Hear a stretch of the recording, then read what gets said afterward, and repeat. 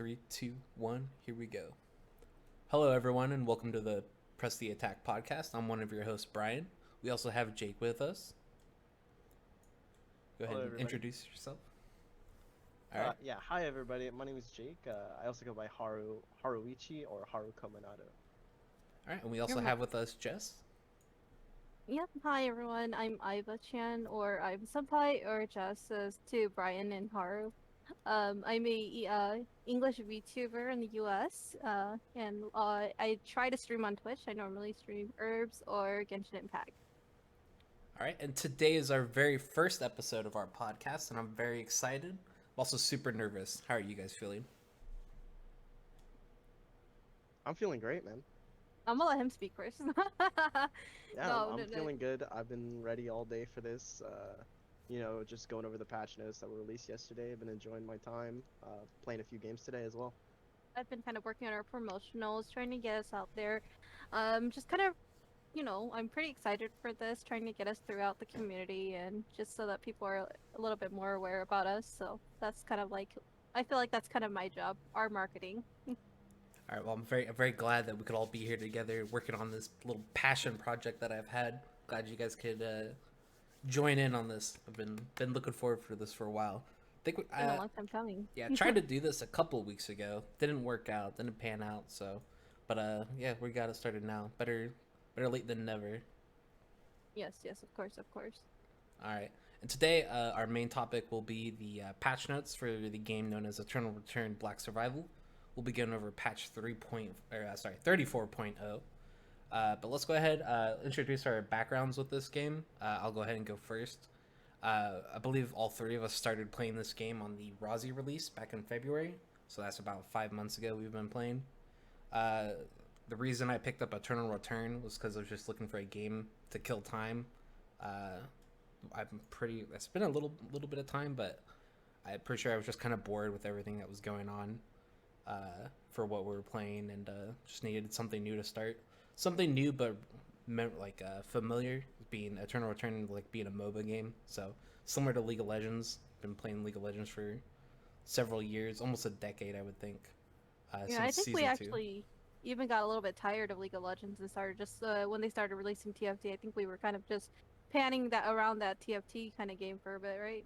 Yeah, TFT was League without the community essentially. Because I didn't have a really big problem with League of Legends as a game, but felt like because of the players you get matched with and whatnot, I just felt like it was very toxic. I'm not sure if that's the right word. It probably is the best word. It's just like the Yeah, the community is community is toxic. toxic. That community is pretty toxic. There's no denying it. It's okay. It's okay. They accept it. They know what they are. All Yeah, right. they know what they are. We're part of it. And before picking up Eternal Return, though, I had been aware of the game probably about a month before playing it. I was a little hesitant to pick it up because MOBAs have really high learning curves, even if you know how to use your keyboard. What is it, QWER? Like, you still have to know like all the character interactions and like how all the items work and whatnot. So, I was a little hesitant, but then once we committed into it, it was quite enjoyable to play. Also, being a battle royale, I thought was pretty cool. I was kind of There was a period of time where I was like, I thought League was gonna come out with like a battle royale based on their own game, but they never did, and that's why I'd heard of this, and it's like, I don't know if it's gonna be any good, It but filled the void in your heart, though, right? For it the did. It need. filled a hole in my heart. But yeah, currently also, I for normal queue 5 months later, currently ranked in the top 500 duos and squads players. So that's how we're looking. And then in solos, which I like don't play a whole lot, I'm currently ranked in the top 900 players for NA. Which for the player base, in solos I'm in the top 1%, and for duos and squads I'm in the top 0.5%. So that's why I'm currently sitting 5 months later. Been enjoying it. What about for you? What about for you guys? I'm not sure who wants to go first. Maybe Jake. Yeah, God. How's your background and experience with this game been? Yeah, I'll go first. Yeah, we have been playing this game around what 5 months or so, but it really feels like I've been playing the game for only like 3 because it took a long time to get into the game, and I remember even we dropped the game for a while because it was such a high knowledge based game. knowing where items spawn and how to transition builds and stuff. However, yeah, I after getting to know the game, it's really enjoyable. I really like the aspect of the randomness to builds in late game as well. You can change your build based on players or your RNG. So I've actually really enjoyed it. Yeah. What about you, So Jess? Oh, sorry, yeah. you were done. My bad. No, I was thinking like I was thinking about it when you guys were talking about League. Like it's getting into League. It took me like a month before I was playing, like I would say at like what, a silver level or something like that. Whereas this game, it's taking me a while to kind of like grasp the nuances of combat mastery, of like what does crafting mastery do, like what food mastery, all this other things that I haven't been like aware of in the game until like the past month. So I'm just now learning about all this new stuff. But at the same time, I really enjoy the game and the mechanics of the game. So yeah, I really like this game, and the community seems okay as well. It's not quite league level yet, but Not we quite might be league heading level. that direction. Yeah, it might be. Hopefully. So my experience with the game was when this game actually, when we started playing right around when Rozzy came out. So, and I remember watching you and Haru play at first because I wasn't too into it, and I would just sit back and I'd watch you guys play for the first 2 days, if I recall correctly. And I remember sitting here watching, thinking like, huh, doesn't look that bad, and there were a couple of things that looked scuffed to me, and I was like not sure about like how I felt about it too much. But I have a really weird on and off relationship with this game. Um, so I remember when the first time I got on it and was playing it, I was like, you know what, I'm just gonna build everything in one zone and just build like I don't even care about plans. What are plans, right? I didn't. So I was like, all right, I'm just gonna start making whatever I can, right? Like as soon as I get something and it pops up that I can make it, I'm like, I'm just gonna make it, which was like the terrible way to go about it because this game does have like a learning curve to it. And didn't help that I tend to pick like really hard characters to play, or characters with like that you have to have more knowledge about, especially with like certain skill matchups or just figuring out their abilities and stuff. And of course, reading the abilities, like that wasn't something I did often or at all. So that was something that was going to be fun for me.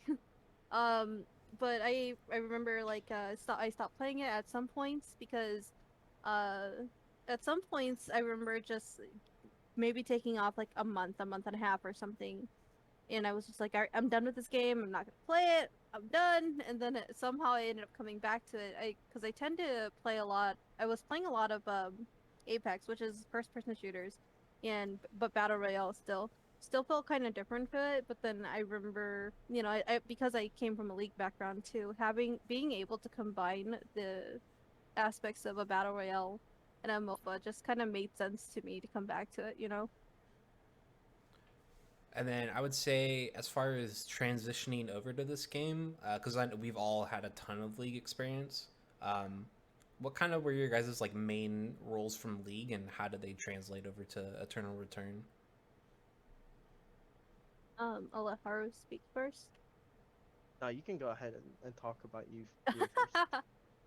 So I feel like I had a hard time transitioning into this game. So I I mainly I fulfill my e-girl role, of course. I was a support main in League, and I tend to play mid, and I like to play a lot of casters. So control mages, like casters, so like Syndra, Lux, you know, those kind of casters that can kind of like CC and such like that, or so with the crowd controls. So it immediately, if I were to play herbs, it would have made sense for me to immediately play Zahir. But even then, because he's a throw weapon user, I had to make sure to kite even better than I normally would. Where so in League of Legends, I didn't really have to worry so much about kiting. So that was something that I really had a difficult time with. What about you, Jake? Yeah, I didn't have that much of a problem with the mechanics of the game.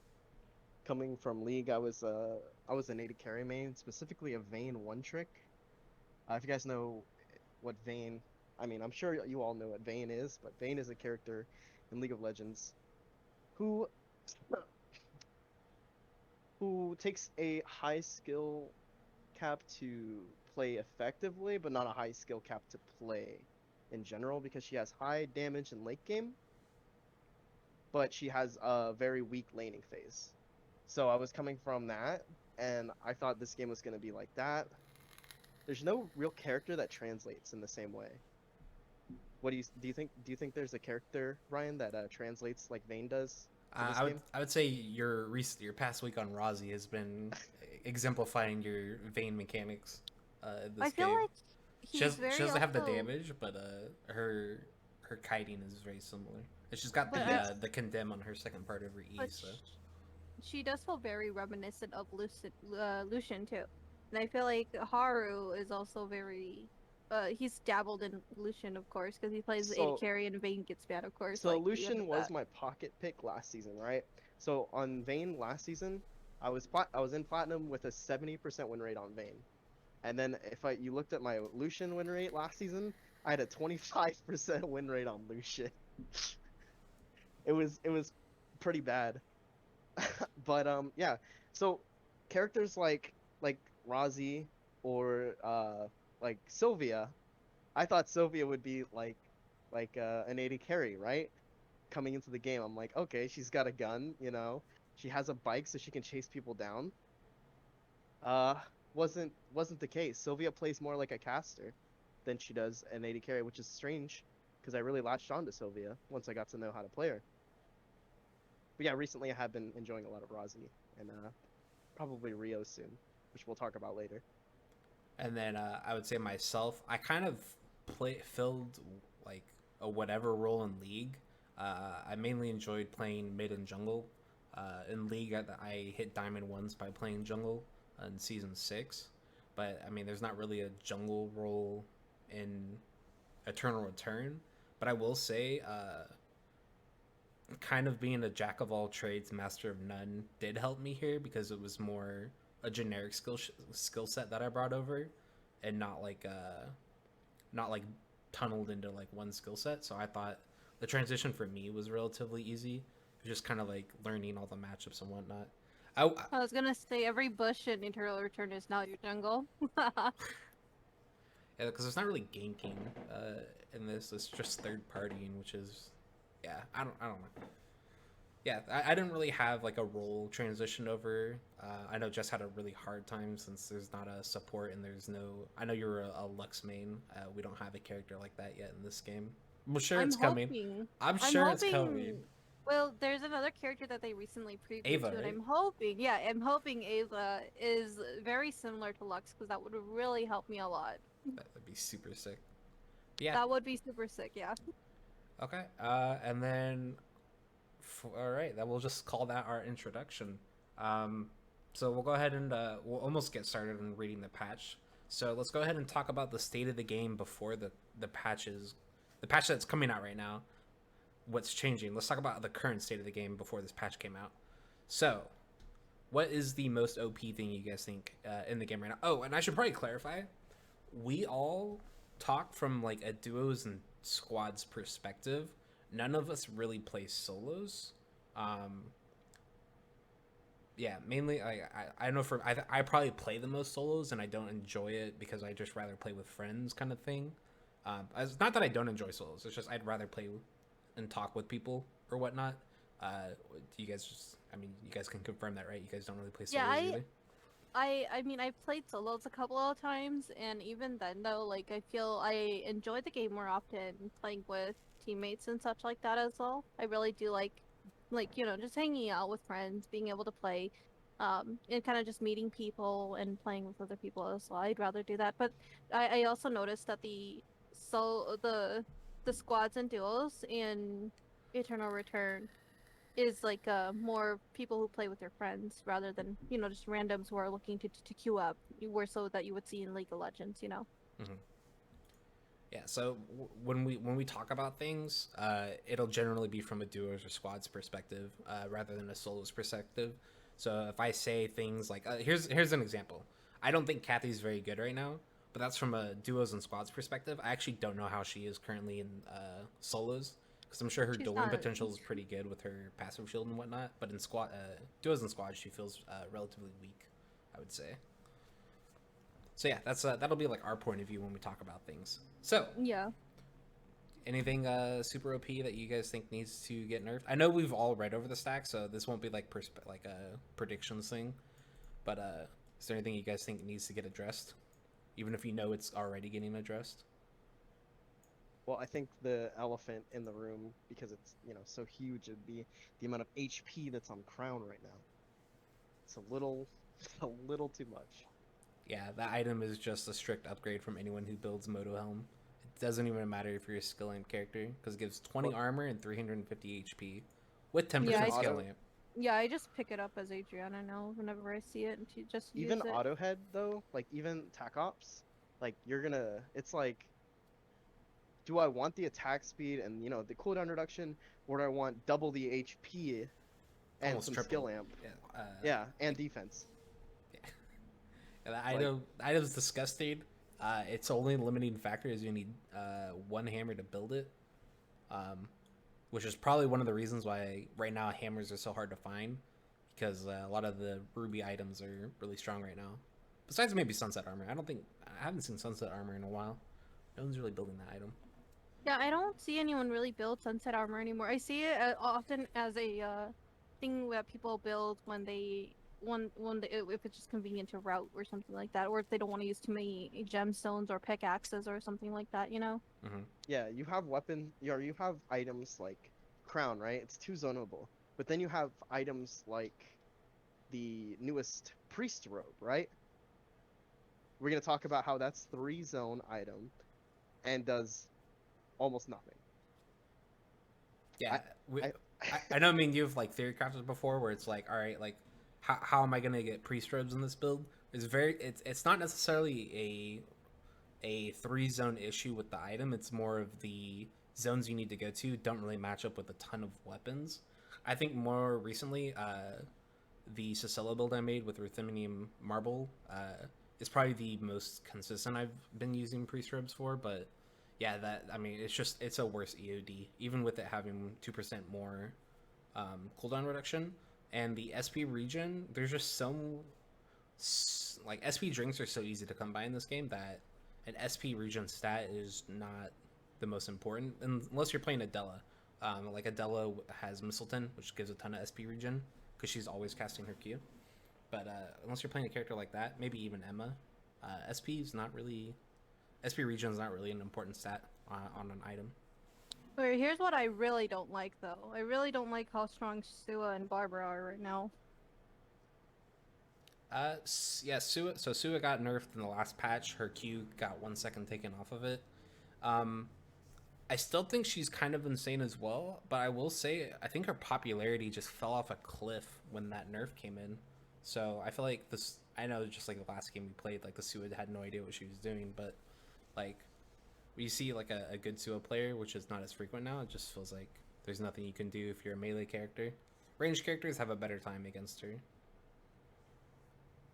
I agree. Even then, though, with her ability to just kind of stun lock you, and then dive into you, like it still doesn't feel very good. You know what I mean? And yeah, with Barbara, her RW just kind of feels like the only counterplay is to walk away because you just can't fight her. I've always been a fan of.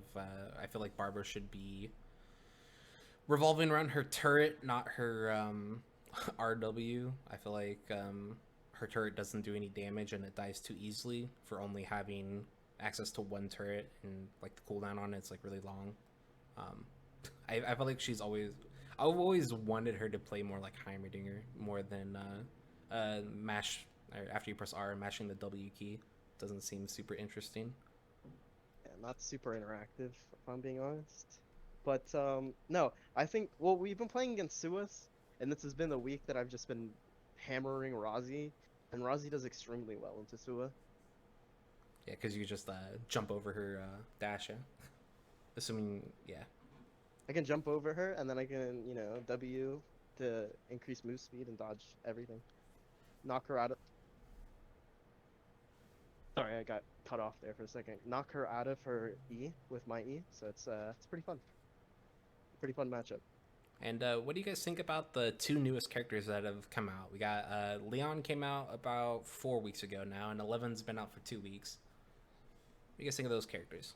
So I feel like they're since Alex, it feels like the last couple characters that came out have been just kind of like a little bit weak. 11 definitely needs a damage boost. I feel like with certain changes coming up that we're gonna eventually talk about, it'll help her a little bit, but I don't think she's quite all there yet. You know what I mean? Like I feel like 11's been kind of weak still. Alex, I don't really. I've seen him. He seems to do pretty decent in squads, but I feel like if it's either his damage or maybe more CC ability might help him a little bit. Sorry, you said Alex, or do you mean Leon? Oh, I'm sorry, Leon. Yes, I misspoke. Yeah, but Leon. Yeah, I feel like Leon. Yeah, we've seen the patch. I feel like Leon's problems The have probably cooldown. been adjusted. He has a hard time chasing people down.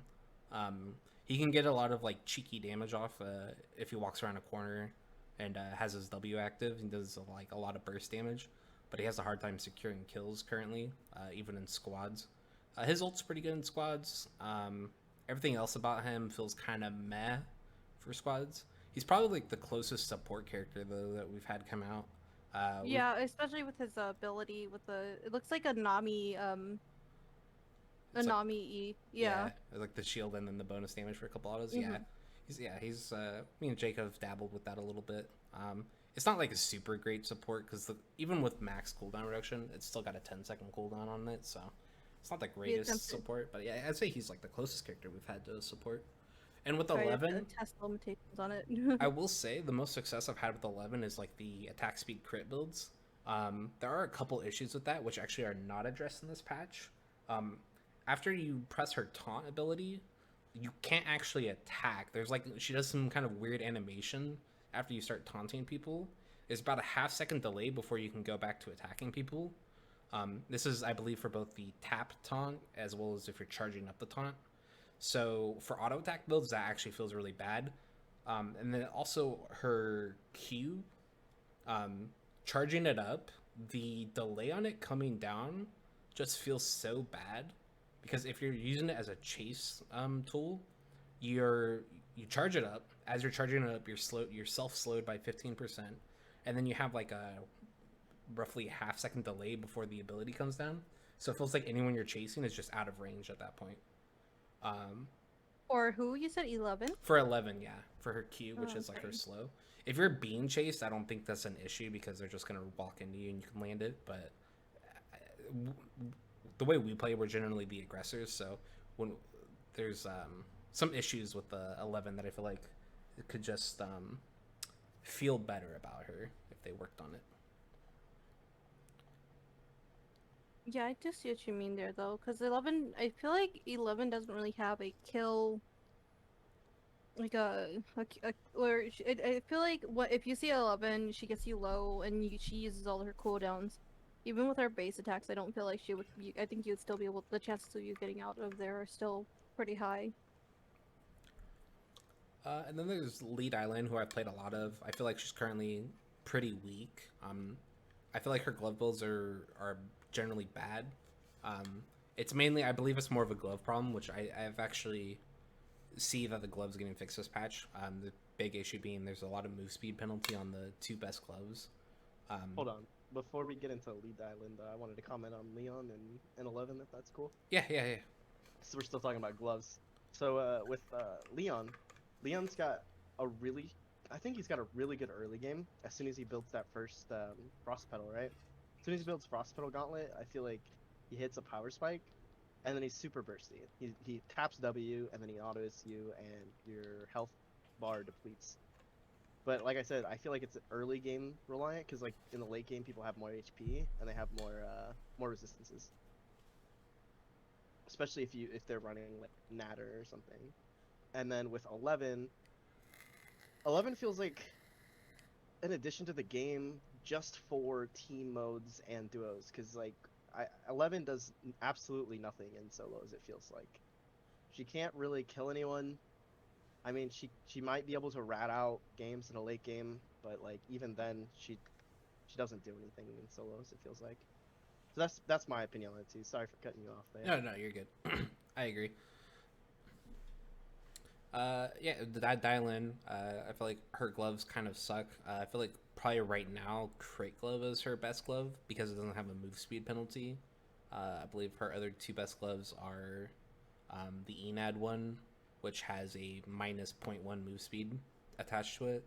And then if you're going skill amp, it's the Frost Pedal as well. But skill amp on Dylan right now feels bad because her damage numbers got hit recently. So it feels like if you go skill amp, she doesn't do a ton of damage.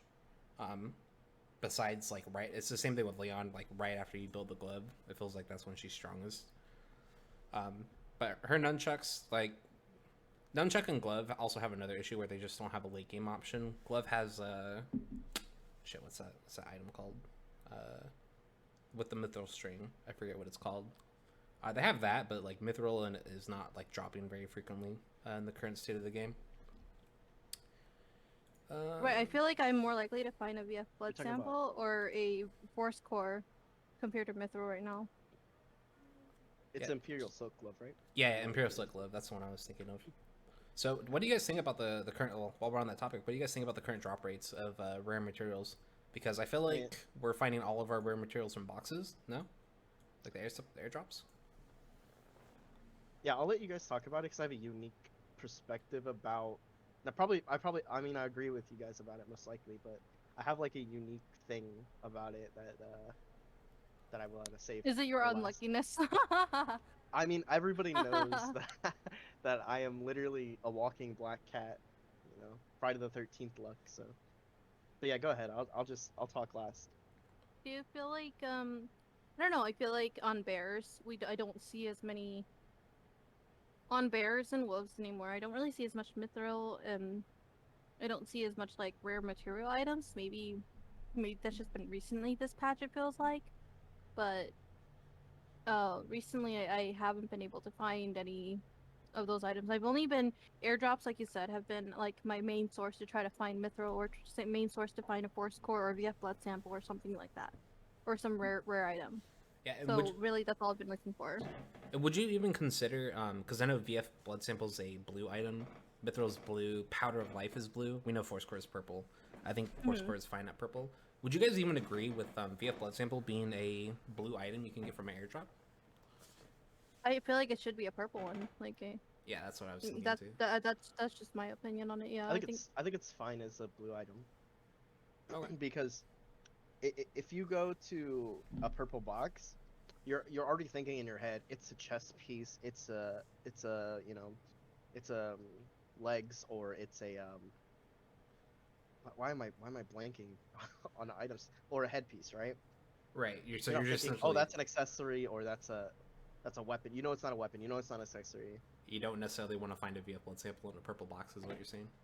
Yeah. All right. I mean, yeah. I get what guess he it's means a- too, Yeah. because Yeah, it's I like agree, a actually. sub-material rather than a completed. And the thing is, I see why he's saying that also, because like imagine if you're on extreme property, and you're like opening up boxes praying you find some chest piece or something, and it's like a VF blood sample, or that it's purple, and you're like, oh god, what am I supposed to do with this? You know? Yeah, I don't want to like go too far or fly too close to the sun before we start talking about it with next patch. But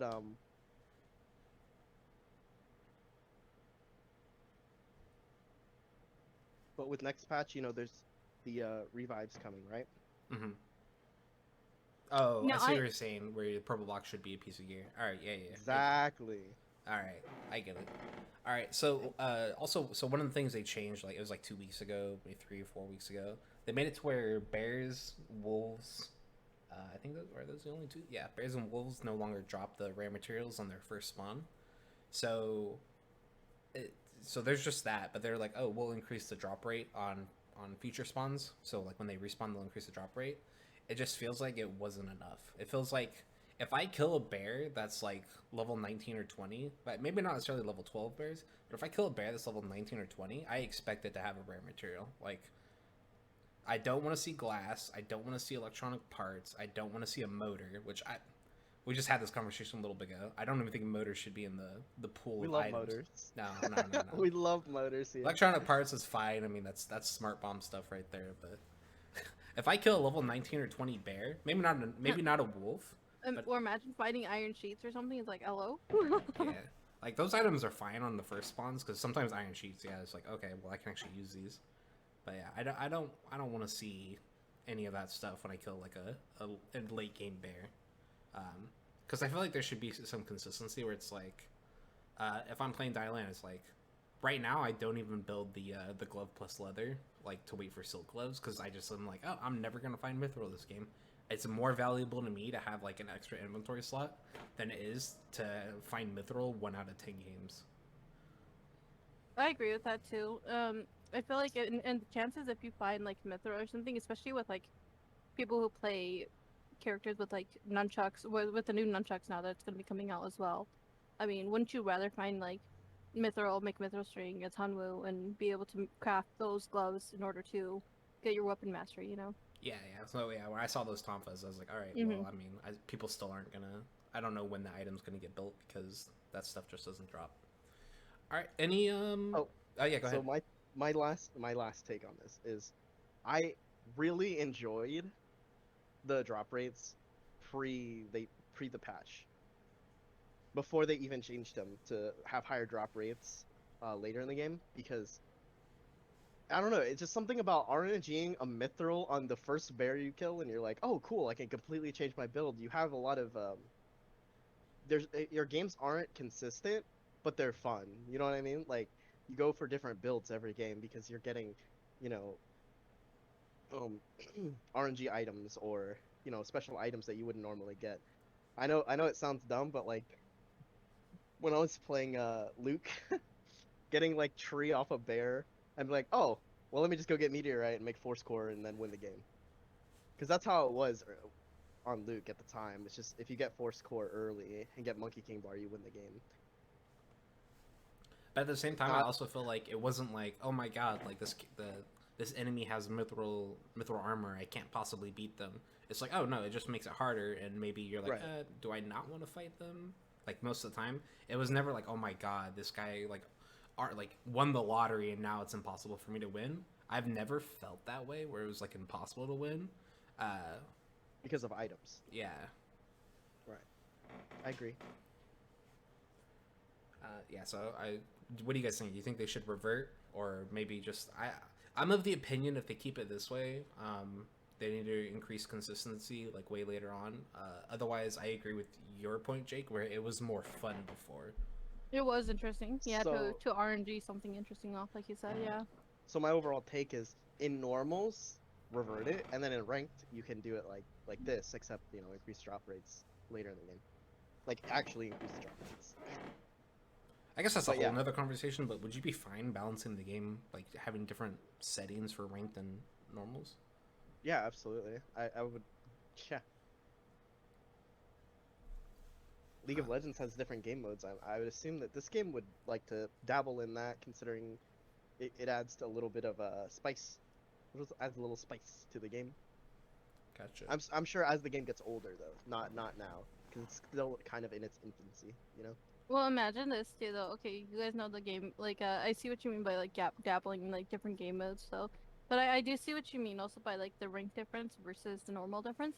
But some people do really use the normal modes to help train themselves into rank too. Because sometimes some people will play, okay, I'm gonna play a certain amount of normals, and hopefully once I feel confident or feel like this routing's working out really well in normals, maybe I should do it in ranks. You know, some people really do kind of use that as a practice tool for them as well, since there's no actual official practice tool, you know? Yeah, that's a whole nother can of worms. Hold on, let me plug my headset in. I can hear it's dying.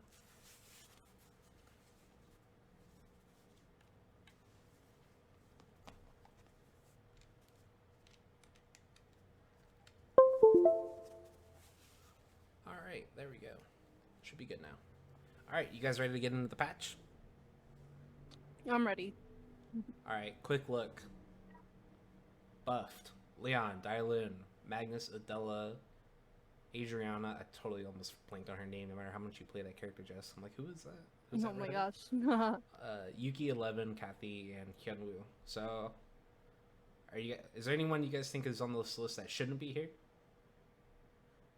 The only person on this list that I think that I'm confused by why they're on the list, Adela. Adela was like the only question mark for me. Yeah, and then sometimes also they put characters on here even though like they barely touched them. They just put them in this buff list. So, all right, nerfs to Nadine, Hart, Rozzy, and Isol. We also have a bunch of items and stuff here, but we'll just get to those later. I feel like Hart, needs a nerf to her Enad build. Isol, I'm not sure.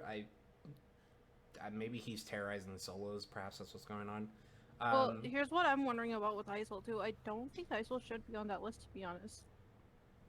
Yeah, but like I said, what it could be is that we don't play solos, so maybe like he's just like setting up like impossible trap rooms or whatever. Because in team modes, you follow your team. As a solo Isol, you can just make traps all game. So this could potentially be just that. A lot of ratting potential on that character as well. True. Solos. Yeah. So you can yeah. Nadine, I will say as a duos and squad person, I feel like she struggles with her auto attack builds, and because of her damage reduction. So for people who don't know, in team modes and squads, certain characters have percentage values removed from them. So Nadine could be doing completely normal damage in solos, but as soon as if she's in a squad game, she actually loses 15% of her damage.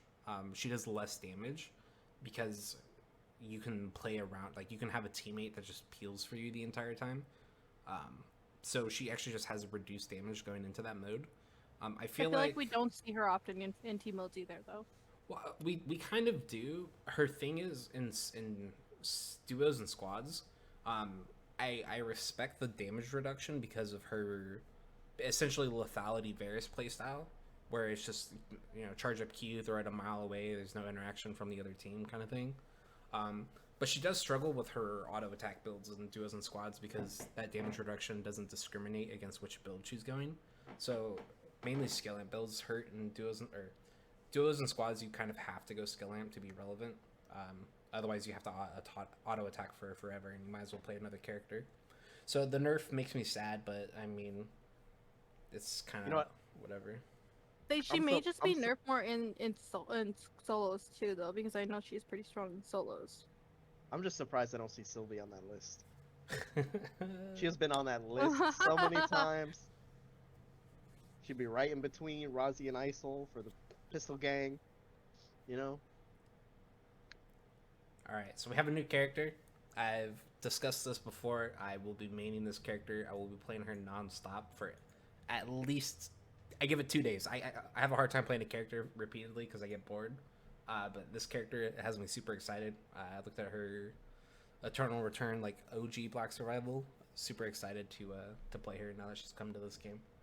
So let's should we read over her kit right now, or do you think we should come back to it? What we could do is we could play the video at the end, the YouTube video for her kit. I think we do that. All right, I'm kind of with you too, because this is just a lot of numbers. A lot of text, yeah. It's hard to know like where these numbers are going to be in the game. Got some new skins. Reading is hard. Reading is hard. So we got Shoichi, I believe, will be available after maintenance is over. Dylan's will be a week from now. Her skin will be available to buy. What do you guys think about these skins? So I'd like to pose a question. So this is Shoichi, right? So we've had Shoichi in his business attire. That's when he's going out, going to fool people that he's going to work. And then he changes into this. So this is just like his outfit that he changes into when he's actually on the job. When he's actually Shoichi. Right. So his costume is really the business suit, and this is his actual business suit. True. So the costume, his default skin is his actual skin. Undercover. This costume. This is how he normally looks. I gotcha. This is him in his natural environment. Dylan looking kind of cute. Okay, I have to say I really don't like the Dylan skin. I really don't. I feel like the color is just too similar to her current skin that she has right now. With the orange and brown? Yeah, with the orange and brown. Yeah, she this looks is like still... a pumpkin. Wait, this is still orange and brown. They just added some greens to Just it. added a coat. And yeah, and it doesn't feel very different, you know. I'm like I know they're gonna be coming out with more and more skins, but this is just like one of those like that's the same way I feel about the Adriana skin. How do you feel about the bottle of soju? It's okay, like, but still, it's just like it's like basically almost like a reskin, you know. Yeah, Like if no. you've ever, yeah, like they just painted over it. Emotes. Who uses emotes, right, guys? All right. Team mode revival. Something I feel like we actually have an opinion on since we're team mode players. All right. Team modes will now have a revival system to bring back fully dead teammates. So that means teammates get downed in squads and duos. When their HP hits 0, they have a down state where you have to continue killing them in order to not have them revived. They are now adding a regeneration cuff on their corpse that your allies can pick up. So it's an item that only your team can pick up. And Wait, once so are you able to once you down them completely, the cuff though, it stays there, right? God, I hope so. I'm hoping it's. So I'm kind of talking out of my talking out of my rear end here. So the collection time to pick up. Oh yeah. So collect regeneration cups from your corpses of your allies. Takes 5 seconds. So if your teammate fully dies, let's say you were too weak to fight at that moment, yada yada, you can come back at a later time. It'll take you 5 seconds to pick up the item from their inventory, and then you take this item to either hospital, hotel, or dock, and then you go to this little panel thing on the wall, and you'll be able to revive them. It'll be a 7 second channel in order to have them revived. So, I mean, what do you guys think? Does this break the Okay. game? I don't think it breaks the game, but with the only thing that I find like even if you say like a player does go down, you're able to revive them. But the thing is like they literally have nothing on them. You literally have to either one take them back to their body, where they have to either one craft something or they'll be on poverty the whole game. Like or if they let's say they die like someone griefed them early, they only have a white weapon, right? Mm-hmm. Imagine being respawned with a white weapon. That means they have to build all the way from that, you know. So, like like what Jess said, I agree that it's not game breaking because you you're able to revive teammates, but it doesn't necessarily mean that killing someone early doesn't do anything. It still puts them at a huge disadvantage into the late game, especially if you kill them later into the game. So the later you kill someone, the bigger disadvantage you're putting them at. Assuming you know there's actually incentive now to take items off of the body and hide them instead of just leaving all the bodies filled with items, like literal loot boxes in Apex, except in this game. Oh, you know, that makes so much sense. So like what Haru is saying, like say you kill in this picture, right? They killed at 11. You know, you see how she has like 2 hammers on her, a body piece, and Scotty. And if we were the team that killed her, the incentive is to take the gold hammer, take the armor, take the hat piece, take the legs, take everything from her. So when she comes, even if she comes back to her body, there's nothing on it. So the one thing I'm unclear on, let's see, where does it say? Uh, Allies revive with full HP and SP and keep their weapon. However, everything else will remain on the corpse. This So it's like, hammer. Let's say you're playing Sua, right? You kill another Sua, and she has the the legendary hammer. Does that mean you can't loot it from her, or does it duplicate the item when they get respawned? oh, you know, that's a good point. Also, I'm not sure how that would work. I feel like we would have to try that out and see. Imagine it duplicates, right? And you make I don't know. Let's just say the Argrio Toxis bow. And you're playing like Nadine Hedgen, right? You make one of those bows. Then you go die to a bear on purpose. Then you get Oh, then you get the yeah, bow duplicated. I don't know. Because I that's feel like exactly what I just thought too. that might be too much effort. So maybe I don't know. We'll see what happens. But I think that's the only thing I'm unclear on. It looks like everything else is 100% going to be lootable from them. You see this little icon next to them. This is how you pick up the wristband from them. Okay, now when they respawn though, here's the thing too, because like so in Apex, right? When someone respawns, you can immediately start killing them upon respawn. So say like if you scroll back up again a little bit, to it says revival time is 7 seconds. Mhm. So it takes 7 seconds for them to respawn. That means that your 2 teammates, whoever is responding you, if we're playing squads, they're gonna have to defend you and wait and wait there with you.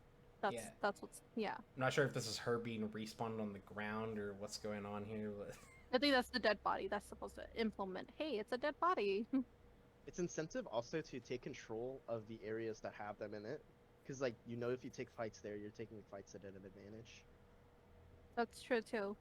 Like Yeah. we could so let's say we kill someone, right, and fully down them, but we know they got the cup and it's only one team left, and we know they're going to try to go to respawn or they attempt to, where we know like, hey, there's like 2 solos, someone's going to try to respawn. It would be an incentive for us to go to one of these respawn places if they're still open. all right. They said they'll also be improving the functionality in the coming updates. I do believe there's a text here somewhere that they said this came out a month earlier than they were expecting. So if there's any issues with it in this coming week, which I'm sure we can talk about next week in our next podcast, we'll have further comment on it at the time. But I mean, this isn't necessarily a final product if there's issues with it. Like I could see some issues that there's only 3 respawn zones. But in squads, I mean, there's only 6 teams, so if each team used 1 respawn zone, that's only 3 teams that didn't get it. That's only half the lobby that didn't get to use one. Mm-hmm. So, I mean, they might add more. Yada yada. We'll see. I guess we'll just comment on this later at a later date. I mean, it seems cool that it's added. I will say there's one specific thing. Oh, go ahead. Oh yes, I also wanted to ask about the respawn thing too. Now, did they respawn with the same timer, or did they get a new 30 seconds? Yeah, I'm not sure. But what I was thinking is, let's say one of your teammates gets griefed. Currently, you would have to TP almost immediately in order to not be down a teammate for the rest of the game. Because if you lose a teammate and you're a 2-man squad, let's say your teammate is dying like in day 1, your chances of winning that game if they get fully killed is practically 0. It's hard to win a 2v3 later in the game depending on what characters you're playing. So you're almost, it's almost mandatory to join your teammate there, but like you could be on a white, blue, green weapon, yada yada. This maybe gives you some breathing room to where you can finish your weapon and then TP over after, because you can pick up their cufflink. So maybe you don't want to finish your whole build before you respawn them, but at least you can, finish a weapon to where maybe you can defend yourself if you go over to their body. I think that is cool because sometimes if your teammate gets griefed, it kind of feels like you're also getting griefed because you have to leave your route.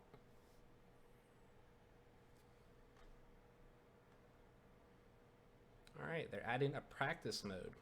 You guys gonna use this at all? Yeah. I think I'm gonna play around in it. Yes. All right.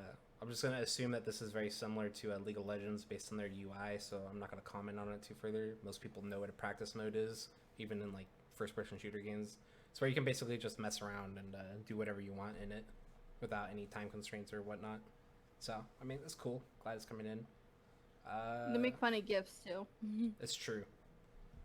All right, material placements per area. I'm gonna go ahead and read this paragraph. Consider the following. You spawn an archery range and you need oil. Your spawn is the building right in the center.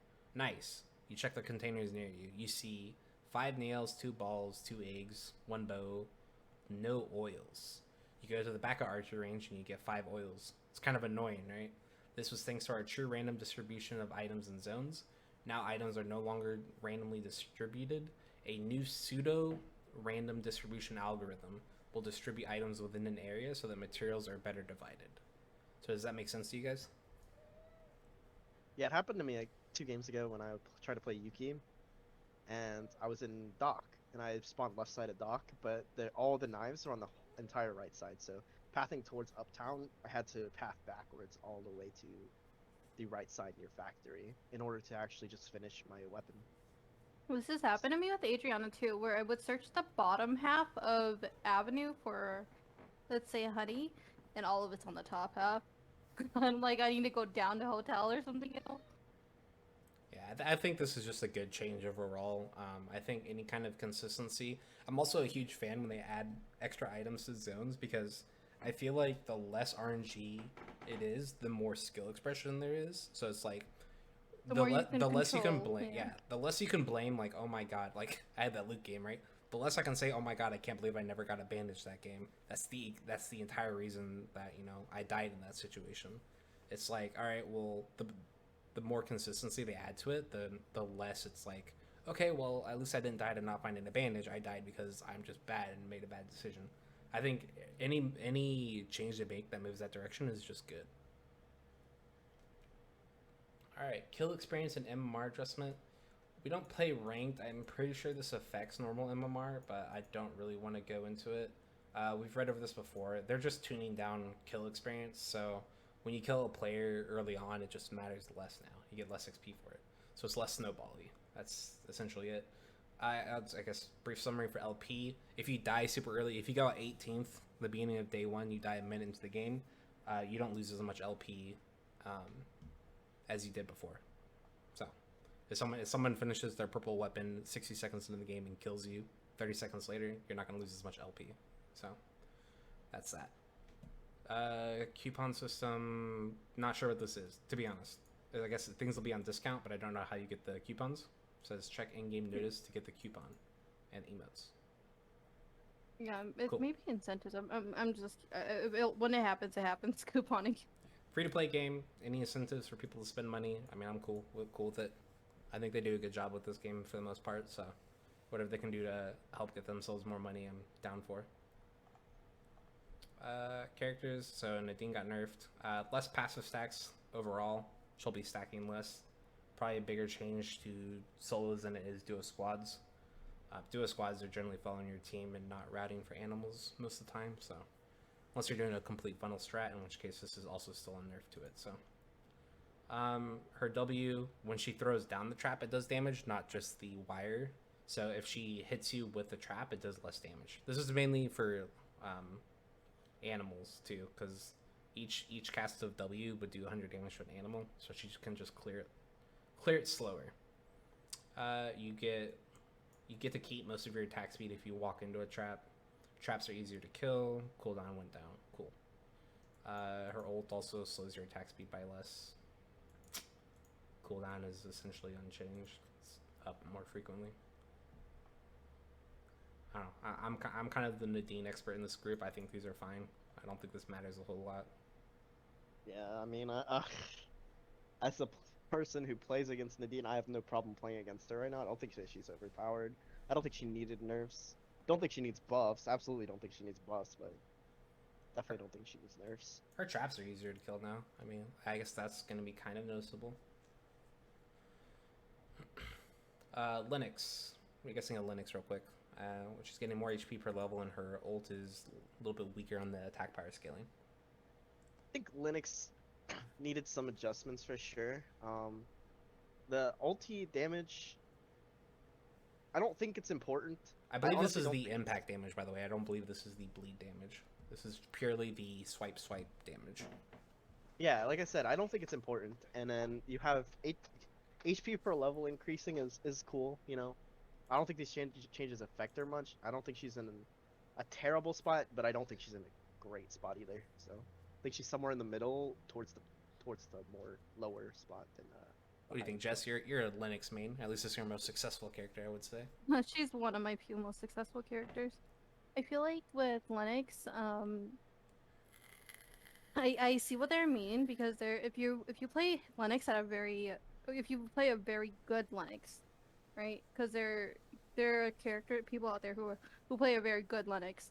The tree fight, I think it just, when she has her ulti, she has her purple, she has her whip, she has bulletproof vest, you know, and she's fighting tree. Like, that's a scary Linux.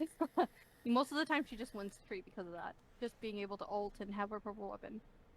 Yeah, I agree. I think the one change I feel like they should revert for teams or duos and squads is I guess it's not even for duos and squads. When her Q hits multiple targets, it does like 45% reduced damage. I think tune it back to at least 40%, because it was 30% for a while, and they still thought that was too much damage. I still think 45% is a bit excessive on her queuing multiple targets. Because if you're gonna reduce it by 45% damage, it might as well be 50%. In which case, you're just splitting your Q damage in half across two targets instead of it just being one target. It feels a little contradictory, it being an AoE spell, and you're basically cutting your damage in half on the target you're trying to kill, because you hit a second target. It feels a little too much. It's kind of annoying because as a Linux, you're kind of like pride on like hitting your Q and hitting it at that range. Like you want to be rewarded for hitting multiple targets, not like, oh, you're doing 45% less damage, you know. Yeah. It's kind of annoying. All right, Leon. Pulls last an extra second, so when he came out on release, the water pulls only lasted 3 seconds, so they disappeared basically instantly. 3 seconds is not a lot of time, but now it's up to 5 seconds total. And his move speed when he's on his water is going up a lot, almost like 60-70% at level 9 when you max your passive. So he's going to be zooming. For reference, guys, I believe Zahir at max passive rank, when he lands an ability, he gets 22% move speed. So that's just a reference on how fast this character is going to be moving now when he's on water. I think he needed I think he needed it a little bit because he needs that extra speed to kill people, and then also not only that, Leon feels very like most of the Leons that I've seen, at least, none of them ever stand in their water. Like none. All right, Rozzy, they say her W is trading too much defense, so they took off 3% at all ranks, 3% less damage reduction. I do believe the proper skill order, according to the in-house Discord that we're in, I believe the proper skill order they believe is QEW. I'm not sure what you've been doing, Jake, but I mean, this still is 3% all ranks. So if you're doing the QEW, what was I kind of lost my train of thought. Anyways, it's just, yeah, they're just taking off a little bit of defense reduction off of her W. I've been going W passive QE. So do you think this will be super noticeable then? So this will be at level 9. You're losing 3% defense. Defense is not affected, or ENAD is not affected by defense, by the way, just to clarify. Yeah. So I don't know. I like to max W because, I like to chase people down, right? So this is number one thing. Overall, I don't think this is gonna affect Rozzy much, honestly. Especially when I usually go ENAD. On top of it, you have Kelty late game, so you're getting defense shred anyways, armor penetration.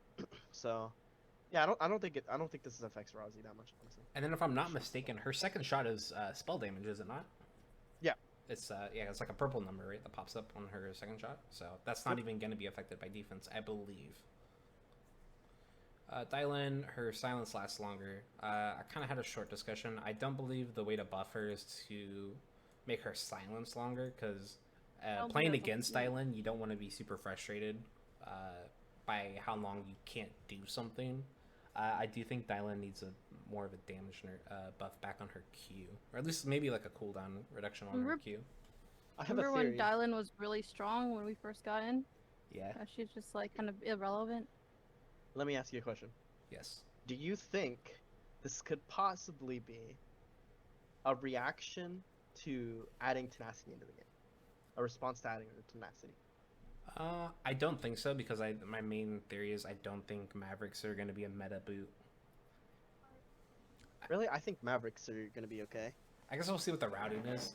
I know it's cell phone plus Heelys. I know Heelys off the top of my head. You always see them in archery range because it's a wind zone. But so we'll see what the routing is. I don't think it's a response to tenacity, but I mean, let's see. What did they even say? Following previous nerfs, Dylan was hurting. However, Glove Dylan has been improving. Given a slight buff, but we'll keep an eye on her over the coming days. So I guess I didn't say anything about tenacity. Doesn't mean that it wasn't about that. I just think it's weird that you would buff something that would make it more frustrating for the opponent rather than, I don't know, I guess just damage. Because she's a brawler. I feel like she should be more damage or more HP. She also feels really squishy when you go like a crit build, so maybe even like base HP would be nice. Magnus passive is going back to where it was before they reworked him. They nerfed this at the same time they reworked his W, where his W has a longer cooldown, but it refunds 1 second cooldown every time his spin hits an enemy, whether it be an animal or another player. But they're just moving his passive back up to where it was. I'm pretty sure you would max this third. You max W first, then Q. Then I guess you would be a toss up between his passive and his E. E would just be for cooldown. It's not for damage. So I guess it depends on what build you're going. If you have defense that can actually use this or not. But I'm probably overthinking this. I don't think this is a huge change at all. Maybe, I don't know. One defense increase. If you're at 50% HP, if you max out your passive, you have 50% more defense. I don't know. Maybe with the new Sunfire item, this will matter. Could be some builds around it. Bernice, they say in lower tier, he's been abusing melee characters, so they're toning down his damage when he hits all 4 buckshots. I think that's fine. I feel like if they're going to do this, they really need to put more strength into either his W or his E, because I feel like those are really gimmicky abilities and don't do much. The only time you use W is right after you ult, I feel like. Running away from people, people can just walk around it, so. Or just run into, like, run inside of something, like inside of on hospital. Yeah, like a wall. Yeah. Oh, like in a doorway? Yeah, I guess. Yeah. Yeah. He's literally just a doorway character. he's like a Like Keebler Gatekeeper. elf. It's like a Keebler elf just hiding in doorways. Adela gets 2 seconds off of her E at max rank. After watching Passan stream, this is the second thing he maxes after Q. So, I mean, I guess this will be noticeable. Guess it's just mobility for late game. Alright. Adriana, I have a prediction that this is a response to auto head being changed, but Jess, you can go ahead and read this. Tell me what you think. Yeah, I'm so glad. So her flamethrower really sometimes doesn't feel as strong as it should be. So just giving her that additional boost, I just feel like will really help. Like you've seen me use her flamethrower often too. I feel like, because you max flamethrower first, that's what you're supposed to max. Flamethrower, and it just like even when you use it, like if you notice, some people don't hold it as often either, or even if you do hold it often, it doesn't feel like it's actually doing as much as you thought it would. Yeah. I still feel like this is probably, maybe it's a two-way thing. With her losing, what's it called? Losing Halo. I call it auto head, but Yeah. losing Elysium. Halo getting changed to where it's not like the late game attack power thing it used to be. I feel like this is maybe a compensation buff, but this is also just a buff to her early game because this will be at level 9, so 4 extra damage per tick. I forget how many times it ticks, but that'll add up pretty quickly. Well, even that too, and as we scroll down later, you're gonna see like she's basically getting a bunch of little mini buffs, is what it feels like. All right, I read over this before. I don't like. It just feels like they hate her ultimate. She's getting 2 extra defense. Her passive reduction, so her shield, it comes up quicker when you shoot things. Mainly noticeable on assault rifle, Aya. So if you like shoot something with a 3-round burst, you were getting like 6 seconds cooldown reduction on your passive, so the shield would come up quicker. Not as noticeable on pistol or sniper, so this is probably just an assault rifle nerf. They're moving it from 2 seconds to 1.5. Her E is getting a 2-second buff at rank 1, but it's got a 2-second nerf at rank 5. So this also feels like another assault rifle nerf. And then her ultimate is just doing less damage, but has a slightly shorter cooldown at level 6. People want her to auto, or basically they don't like ARIA. I don't think they like ARIA. Yeah, they don't like our ARIA. ISIL, the Simtex bomb sticks easier, but does like a lot less damage. Because some of this damage is multiplied, I believe, the more you attack the same target. Yeah, I feel like this is gonna hurt ISIL. Yeah, this is gonna hurt a lot. That's a lot of early game damage. It's going to hurt a lot, because like even in solos, like because they now add cameras to every bat spawn now, so it's very easy to find cameras now too. So, and ISIL's, you know, when he goes invisible to his tumble and such like that, like it's just, it feels like they don't realize that actually is a small nerf to ISIL as well. Not only that, like then they're nerfing him in addition to that as well, you know. So it's like last patch, this patch, ISO's hurting. All right, Alex. Now, I have some opinions on this character, but let's go ahead and read what they said. So Alex was designed to give players a fun and unique, but challenging and rewarding experience by being able to use a variety of weapons. His passive, called Infiltration, somewhat suppressed this. In order to make the overall concept of what we intended to do for Alex, we have changed his passive to work differently so that he can use various weapons intuitively. So I just briefly go over it. So the issue with Alex was previously his passive gave him flat HP and defense when he was in melee form. So when and then when you swap over to range form, you kind of don't really get anything from his passive except a little bit of move speed shortly. So when you swapped to pistol form from melee form, pistol being like his most common ranged weapon, he can use shuriken. I haven't seen a ton of successful shurikens though. So mainly when you swapped to pistol, there was an issue with you had to reload the pistol, so that was really time consuming. And then when you swapped to melee form, you didn't get any of that flat HP that you get from being in melee form. That flat HP just doesn't exist. You're missing like the 150 HP. So swapping to that form felt kind of bad as well. Also, in order to swap, you had to cast either your ranged E or your melee E, and you had to wait a full second in order to swap. So if you're going from melee to ranged, you had to wait 1 second, then you can pull out your pistol, but then you had to reload that pistol. So there was a very long delay on swapping to that form. And then, if you're swapping to melee, you still had to wait a second, boom. Now you have your sword in hand. You don't have to reload it or anything, but you're also missing 150 HP from your passive, because that wasn't like healed or anything.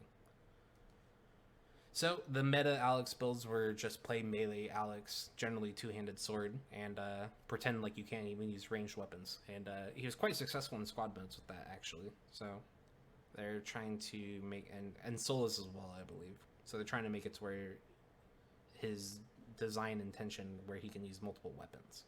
They're trying to make it like easier to use. I also noticed because like I've seen people play him a lot in solos as well. And with solo Alex, he rats around. Once he gets Monohoshi, he'll build like maybe an electron blaster or something just in case he's chasing someone to try to finish the kill. You know what I mean? Mm-hmm. But other than that, like, you don't really see him use like shuriken. You never see him use like really anything else. Alright, so now he no longer has the passive Evelyn cloak, where it's like League of Legends where Evelyn, once she hits 6. God. Oh, thank God. He no longer has that, but when he gets a killer assist, he enters Infiltration, which is still the camouflage. You can still see him if you're in range. It only lasts for 4 seconds, it's not infinite. Same as before, any, crafting, collecting, like doing any kind of actions breaks Alex out of Infiltration. They remove the HP from melee form, so if you swap into melee, you're no longer missing HP. But they're increasing his defense he gets from his passive to compensate. They are increasing the ratio on his melee W, but nerfing the cooldown by 2 seconds. I don't think this changes a whole lot. The range W, they're giving the range W 80 extra damage at max rank, but you still have max this ability last, so I don't think this changes anything. Nerfing the cooldown by 2 seconds. Okay. Melee E. Oh yeah, so now you no longer have to wait 1 second in order to swap weapons. So after you use either one of his E's, you don't have to wait. You can just instantly swap. If you're playing pistol, you're still going to have to reload your pistol, but you don't have an extra second. You have to wait as well. So, I mean, that's nice. It's not like a 2 second delay, yeah. They're also... So there is something interesting I'll touch on at the end. So they're hitting the melee E cooldown by another 2 seconds. They did this last patch as well. It used to be 16. Now it's going all the way up to 20. The ranged E, they're nerfing the cooldown by 2 seconds as well. Yeah, and that's all their changes. So they've hit some of the cooldowns on his E's and W's. That made it quicker to swap weapons.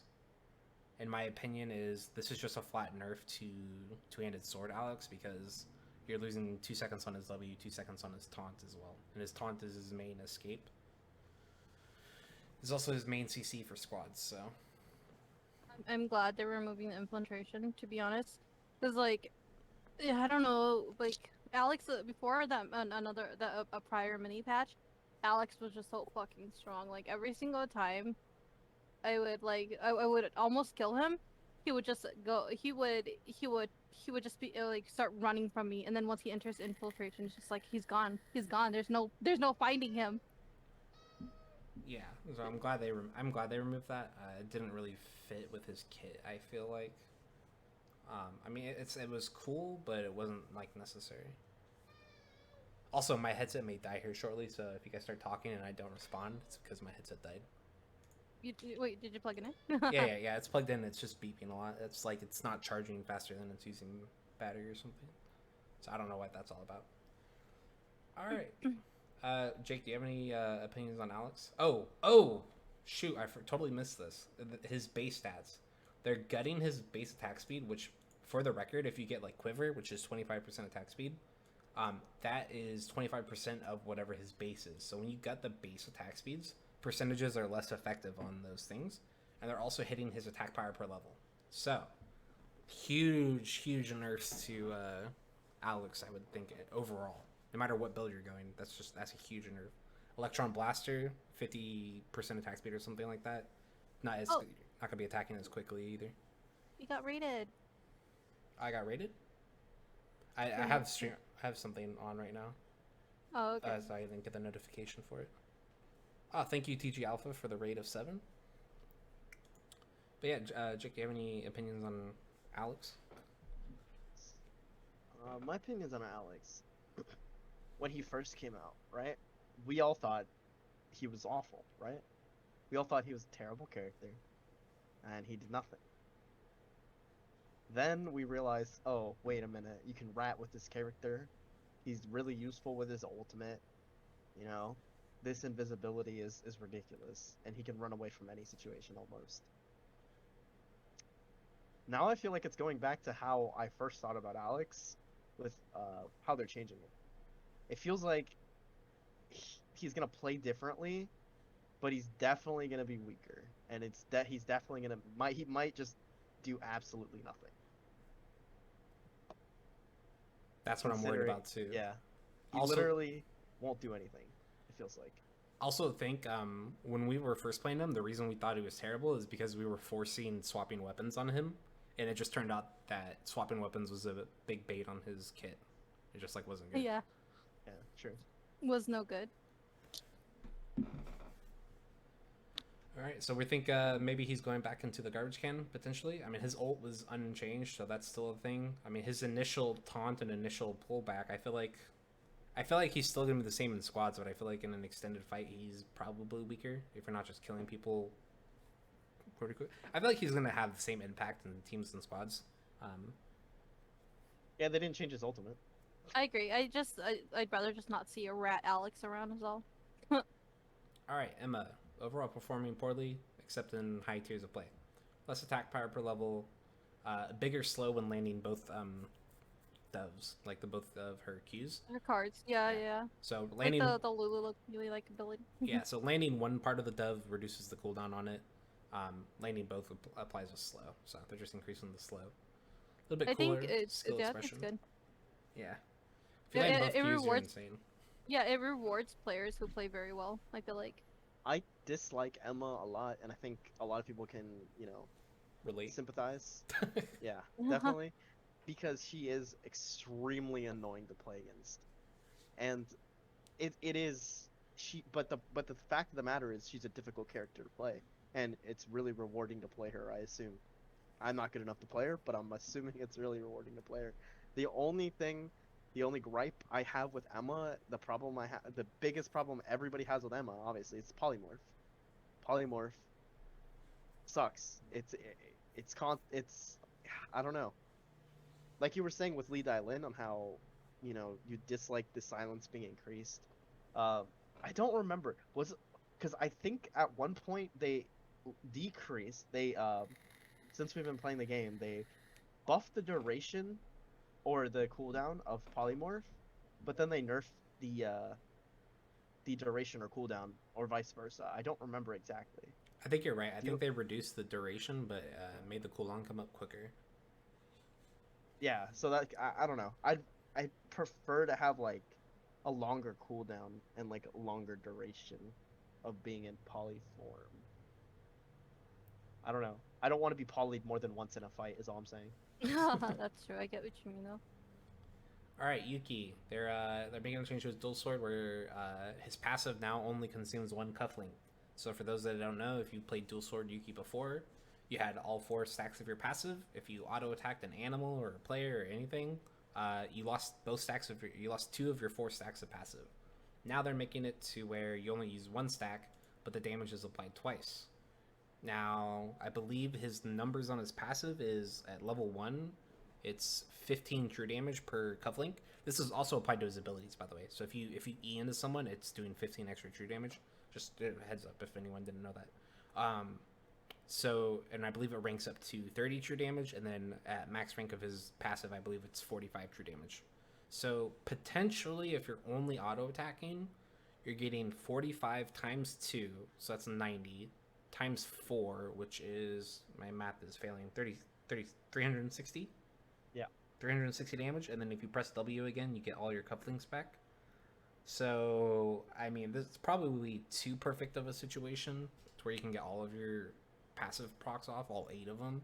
But, I mean, if you go max passive and go like an auto attack Yuki, this could be really cool if you max passive. I think it's interesting. Yeah, I mean, I think it'll be fun. Yeah, I don't have much thoughts on Yuki. I don't play him at all. But we all hate dual swords, right? The weapon ability. Oh yeah. For sure, Yeah, for sure. We all dual hate sword dual ability. I hate Dual sword swords. ability needs something else. Yeah, I don't. Please, I please dislike stop it. the dual swords. I think it's fine. I think it's just kind of painful to just watch you get shredded by the ability. I think it's a really cool as the dual sword player, though. I've dabbled in some dual sword. I think it's fun. Ugh. All right, 11. More HP regen. Her slider recovery. So anyone who doesn't know, in duos and squads, she drops extra burgers. You can't pick up, so you can pick up your first burger. It heals you for X amount, and then also heals you for a small amount over time. So it's just kind of like extra on top of food. You can't pick up another slider until that regen is done, which also means when you pick up a slider, it empowers your next ability. Just you don't have to charge it whatsoever. So you could do like 1 free empowered ability every 8 seconds. Now this is making it to where it's every 4 seconds because the regen doesn't last as long, but it also heals for more in a shorter period of time.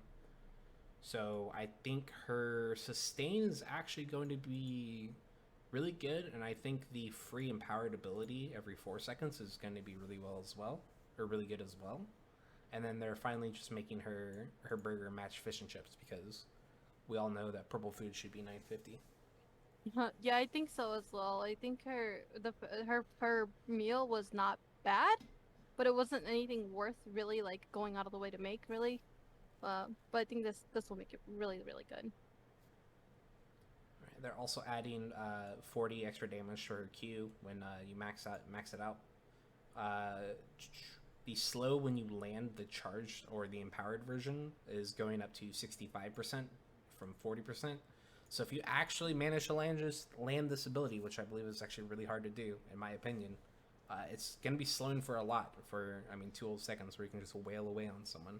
So I think it'll be good for 11. She needs the buff. You know what I think the play is? What's the play? I think the play is you pick 11, right? And then in order to deal damage, you pick 2 dual sword characters. Oh lord. That's it. That's the end of the plan. The only problem with dual sword, right? The only problem with landing dual sword ability is people moving out of the way, right? It sucks when people move out of the way, and because you got 2 charges of them. So how do you make sure you land both charges of them? Have a CC bot on your team that deals % health damage. Does she deal? Oh, she doesn't execute No, damage she does on her not. E. On her But E. Yeah. I was talking about Blazing Dress, which we'll get to later. Oh, okay, yeah. So her non-charged excuse me, her non-charged up taunt is getting a little bit more radius to it. I think it's fine. The duration is going up for like the non-empowered version. They are increasing the taunt duration at early ranks as well for the empowered. So this ability does 0 damage as well. Taunting people does 0 damage. So it's not like it's not an ability you necessarily want to max. So they're maybe making it a little bit better to just leave 1 point in, I believe, so that you can max your E and Q. I think that's how they want her to play. As the auto attack crit builds, though, I was always a fan of maxing taunt first because you just beat people over the head. I think her E is getting higher cooldown at rank 1, but lower cooldown if you max it out. So I think what they want is Q max and 2 E max. And I think they're just kind of bottlenecking her into that skill order. Alright, Zahir. Let's just go ahead and look at this video real quick. What do you guys think of that? I think he needed it a little bit. His ult was really irrelevant. Was really irrelevant. Really was. So now he can do both, by the way. If he doesn't drag it, he can you can still do the ult in just one spot. So now he can just do. I think it's cool. I feel like I might try out playing Azir a little bit more. With the way the new ult works, because it's almost like Adriana's W, except bigger. Yeah, I don't think it was needed necessarily, but I do think it's a good addition. Yeah, because well, think about this though. As soon as Azir puts down his ult, like if it just is the one spot, it was really irrelevant. It was like, all right, no one step in that circle, then you know. Yeah. But like this covers like a wider range, which will help, because it's what an ultimate should feel like, It also helps in mind with his kiting. So if he's running backwards, he leaves this line like towards him. So it's kind of like self peel, or you're gonna just eat all the ult damage. So I don't know if he can cast it the other direction. I'm thinking he might not be able to. I don't think he can start on the edge and cast it away from him if he's chasing. So yeah, so oil slick is kind of like the way oil slick works on Adriana. Like that's kind of like rumble ult, but this is rumble ult. Yeah, this is literally rumble ult. This is rumble ult. All right, Kathy, extra 5 HP per level, so that comes out to 100 HP at level 20. I don't think that's enough. I really don't. Kathy's really been hurting late game. Like, you don't. How often do you actually, if you play solos, how often do you actually see a late game Kathy and are actually worried about her? You're really not. I feel like they need to give her something a little bit more late game, because Kathy has great early game, but late game, especially with the way they're changing the solo systems too, this is not the answer. I've always been a proponent of give her more crit damage when she fully stacks up her passive. Make her play more like an assassin. Yeah, right now she just that isn't the answer. I don't know. It's not gonna be bad, but like I feel like she needs something more. I think yeah, in teams and squads, or in duos and squads, it definitely feels like she's lackluster. In solos, I personally see like Kathy as having so many options in late game in solos. It's just, I don't know. She's got mithril armor, which makes her insanely powerful. You have Ragnarok, you have the Elysian Halo. You could go, auto arm, Opera Mask. And Opera Mask, and what was the other one? The accessory, 4-score accessory. Emerald Tablet. Emerald Tablet. So you go Emerald Tablet. She has so many options in late game that she becomes kind of a monster. Maybe that's why she kind of feels lackluster now, is because RNG items. That's true. That is true too. That hurts her then. But the thing is, like, if they're gonna do that though, if they're gonna remove like the drop rates are gonna feel like that, then they need to give her something else, just a little bit of something, All right. I saw this Fiora change earlier. This changes actually nothing. Actually, no, I take it back. I guess it changes her late game. It does. They say that her W is better early, but will be less minutes in late game. You're not fighting people early. Like you're a Fiora. You're building your items. You're getting, depending on what build you're doing, you're generally getting your crit chance up. By the time you're done with your build, you're already level 9 and have your W. Well, I guess level 10 is when you finish it because of your passive, but. This is just a late game nerf. They say better early, but you're not using W early, in my experience. So this is just a late game Fiora nerf. I don't want this to be like, oh my god, 2 seconds off W early. It's just a straight up late game nerf. Hedgen. So have you guys seen the twin bow Hedgen builds running around? Oh my god, all the time. So they're hitting her It base attack hurts. speed. It does. Yeah, they hurt. They are so fast and they hurt. So they're hurting her base attack speed. So the twin bow, which has like 50%, is going to be less effective. Like she's just going to have less attacks coming out overall because the scaling's not as good. And then wait, sorry, I'm looking at the wrong person. This is Heart. It's the same exact change as Hedgen, but Hedgen gets more defense per level. So that's like 3 extra defense. It's like at they level hate. 10. It's like they're removing Enet. Like it's like they don't like Enet either. Yeah, I feel like a lot of the hearts we see in squads and duos just aren't that good. But then you got a couple of like the high level players who are just monsters on heart. So Yeah. and then when you run into them, they're heart is really scary character. Hard to kill because of her ult, especially in team modes. Oh yeah, definitely. And they're just making her third dash not as long. So I'm fine with heart nerfs. It does kind of suck for the people I do see that aren't that good on heart, but the ones who are monsters on her is like. I think this will allow people to learn her better, though. You know what I mean? Like No. if you really want to play her. Like if you really want to play her. And then Hyunwoo, what is this? I didn't even see this earlier. Stacks to heal? Oh, okay, so it's passive. So when you're auto-attacking or hitting spells, you get your health from your passive quicker. As skill amp, you don't even level this until you're done with Q and E. So around level 14 or 15 is when you start putting points in this. I think maybe for the tank builds, like a Brazil Gauntlet, that's like the 4-zone alley, factory, cemetery, pond. I think this is the second thing you max, I believe, after Q. In my experience. Yeah, this is nice because this passive feels kind of irrelevant. It's like kind of a random, oh, I got some health. Maybe they're just upping the consistency on it. So it's like, okay, you can maybe drain tank a little better. Alright. Oh, well, so here's the gloves. I had heard of this. So Brazil Gauntlet, which I just mentioned, you might see this more in Hyunwoo because they just took off the move speed penalty from it. So this is an attack speed armor glove. It has like just a standard 50 attack power, which most gloves have, but it has 35% attack speed, and like 10 or 15 armor. So this is kind of your off tank, just beat 'em up glove, and it routes well with the Amazonas and Sword Stopper and things like that. So they removed the boost speed penalty from that. Bloodwing, it's an awful late game glove. They're all giving it 15 HP. It's kind of unchanged. If you go this glove, you need to have Imperial Silk gloves prepared because this glove is just awful late game. Divine Glove, they're not completely removing the move speed penalty. They're making it a little bit better. I believe this is the second most used glove on Leon after the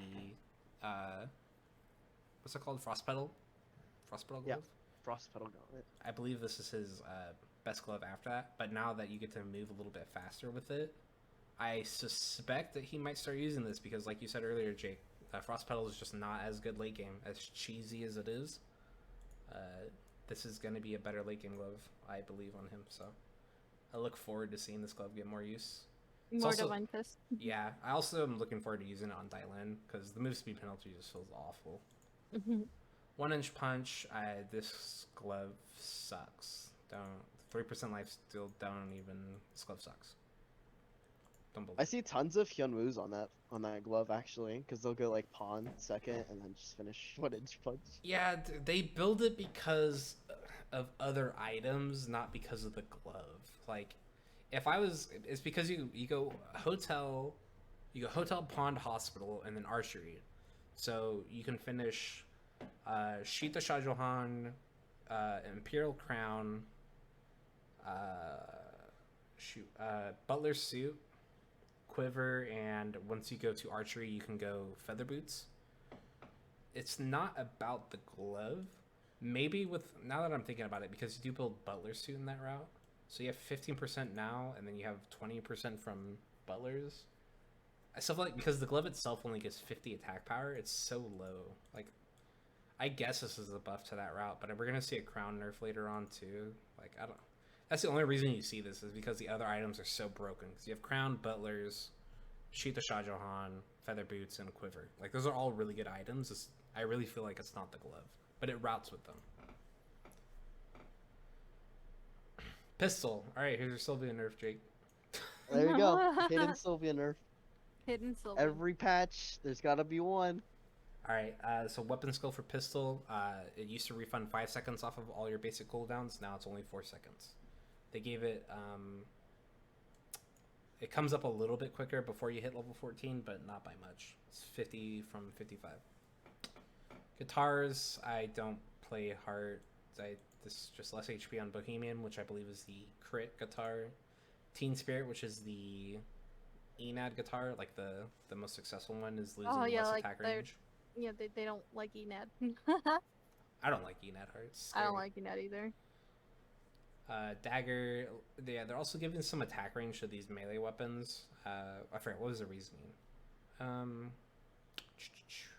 Attack range for melee weapons has been extended to improve character control, whatever that means. But yeah, Dagger gets some attack range, Glove gets some attack range. Let's see, Rose, Knife, they're nerfing the movement of that a little bit. Yeah, that's the Twig plus Flower one. Yeah, so yeah. I've seen it. It builds into Carnarvon and Mount Sicer, I believe, are the two. Imagine it's Soichi's build those. Alright, well, actually, here's both of those daggers. So Carnarvon loses 3 Enad and a little bit of move speed. Mount Sicer no longer gives 29 flat skill damage, but it gives 2 flat skill damage per level.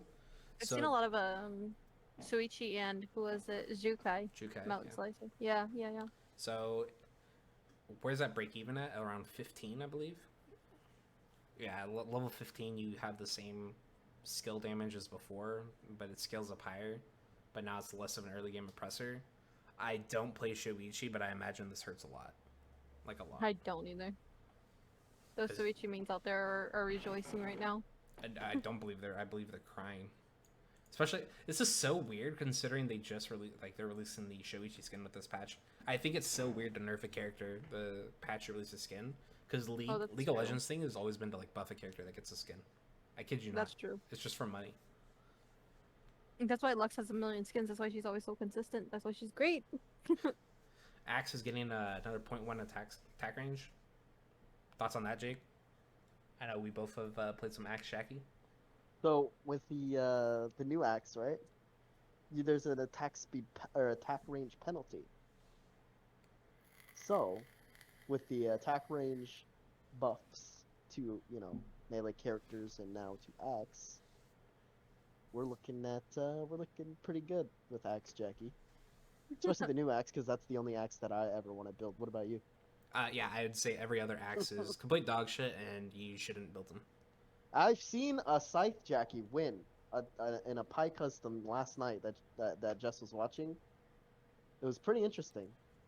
They were going crown with the tuxedo and quiver, and then I don't remember. I think they didn't have sheath, did they? They might have had sheath. I don't remember either. I don't remember what arm piece they had. Maybe radar or sheath. Which one was Scythe? That one gives attack range and. It was the skill amp. It was the skill amp Scythe. The black one. The black scythe, yeah, it was a black scythe. That's all I know. I don't play Jackie at all. Now, because of that Pie custom, does that all of a sudden make the scythe OP? Do you think it was a one-off, or do you think it's just not bad? I think it's useful. I think it's viable. I think that it's hidden. I think it's a hidden weapon that people will start using more often than they're using now. Because like nobody's using scythes. I'm a fan of scythe. I used to build the Santum Muerte, but haven't touched it since. Now, we also will see when they rework Axe skill, right? We don't know what they're doing to it. Well, they recently had buffed Axe skill as well, so I don't know. I'm interested. Is Axe fun? Axe is fun. Axe is fun, and yeah. Jackie's the only one you can use right now with Axe. I can't wait for another Axe character. Also agree. Axe is very fun if you're new to the game or haven't tried Axe Jackie. Build that new axe that they came out with, the one that has scaling attack speed, and go to town. It's probably some of the most fun you'll have on Jackie. It's really fun time. It's a lot of fun. And also a funny thing, you can actually kill people with a white weapon with that character. If someone is getting griefed by another player and they're like at about half HP, you can actually just kill them with your kit. So, all right, it's a lot of attack power axe. Yeah, it's like what 25 or something for a white weapon. Yeah, it's a lot. Rapier, also getting some attack speed, or attack range. It is getting attack speed, as well as the normal attack amplification, which means like your crits and your regular auto non-crits are going to be doing less damage now, scaling per weapon mastery. So they're making you attack more, but your attacks, each attack does slightly less damage based on your weapon mastery. Red Panther, which is the new skill amp rapier that they added, is getting more SP regen. They're just it's like buff to Adela. Like Adela's already getting that mini buff now. She has this too. Yeah, I think I was watching Passant and he said that Mistleton is still like Adela's best rapier, and I mean, watching him, I find it hard to disagree with him because he's just like an Adela connoisseur. I can't imagine he didn't try Red Panther.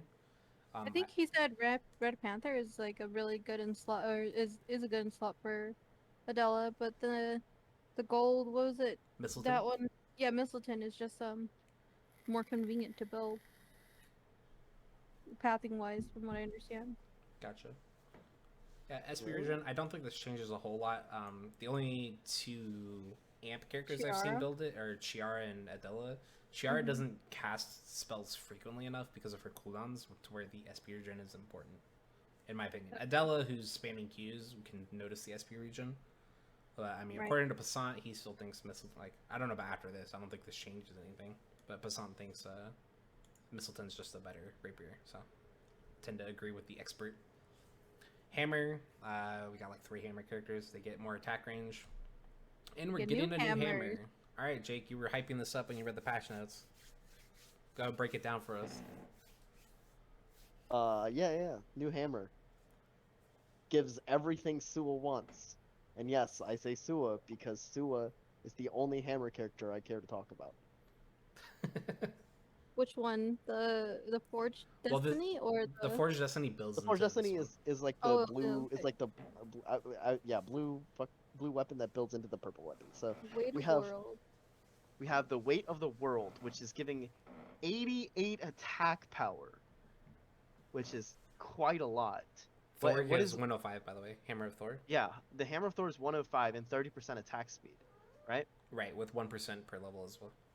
Right. This one is giving cooldown reduction and skill amp. I thought that Shua needed a buff. Sua's just getting indirect buffs left and right this patch. You have the cooldown reduction cap increase item, while everybody else gets stuck on their measly 35% cap. You have Sua running around with a High Priestess robe at 40% with the cooldown reduction hammer that also gives skill amplification. Then she can also build a bio... Oh man, I'm forgetting the name of it. It's basically Sheen Procs. Yeah. Basically Sheen Procs as well. She's getting so many indirect buffs this patch. She's already a monster. The nerf last patch is like not even worth what she's getting this patch. She's a monster. We're gonna see her again, and every single time we see her, like if we're stronger than her, we have to immediately kill her. Otherwise, she's gonna be way strong. The one thing I will note that I want to chime in on is I don't think Sua uses crit chance as much as like 11 might if 11 ends up building this, because 11 gets 2 autos with her ult, and I don't believe Sua can crit when her passive is active, which is like her built-in Sheen proc essentially. I don't believe she can crit when that thing is active, so I don't think she'll be making. And how often do you normal auto attack with Sua? Not that often, I would say. So that's kind of dead. Almost never, yeah. But the cooldown, the cooldown reduction and the skill amplification, though. I say everything about this hammer, apart from obviously the crit chance, because she's not gonna use it. But I mean, all the other stats are just excellent for Sua. On top of all the other things that Sua's got going for her, she can already build whatever weapon she wants. And not only that, like this is just a simple. It's Buddha, like the item to make the Weight of World also. She goes to temple and what is it? You can make High Priest robes there too, right, Haru? Like I believe like if you can, there's a pathing towards that way. Yeah, you can route Weight of the World and High Priest robes. Yeah, and that thing is like pathing wise, it just makes sense for her. Could also preemptively get items for the why am I blanking on it? You guys know what item we're talking about. Cooldown reduction buff increasing. The Queen of Hearts. Queen of Hearts. There you go. Yeah, Queen Oh of Hearts. yes. Could also Oh, okay. preemptively get Queen of Hearts items, and then wait for VF. You know, she's got options. She just Oh has so yeah, many she's options. such a monster, and she's Yeah. gonna be such a monster. But for anyone who's not aware, Buddha Sarira is a green accessory, I believe. It's It's a Buddha pearl scripture one. and monk robe. So this item requires you to go to temple. Um, and then Flower of Fate, the two closest zones. Flower of Fate, by the way, is Avenue. cards and flower. So the only two zones that have cards are going to be hotel or avenue. And flower is, I believe there's 4 zones for flower.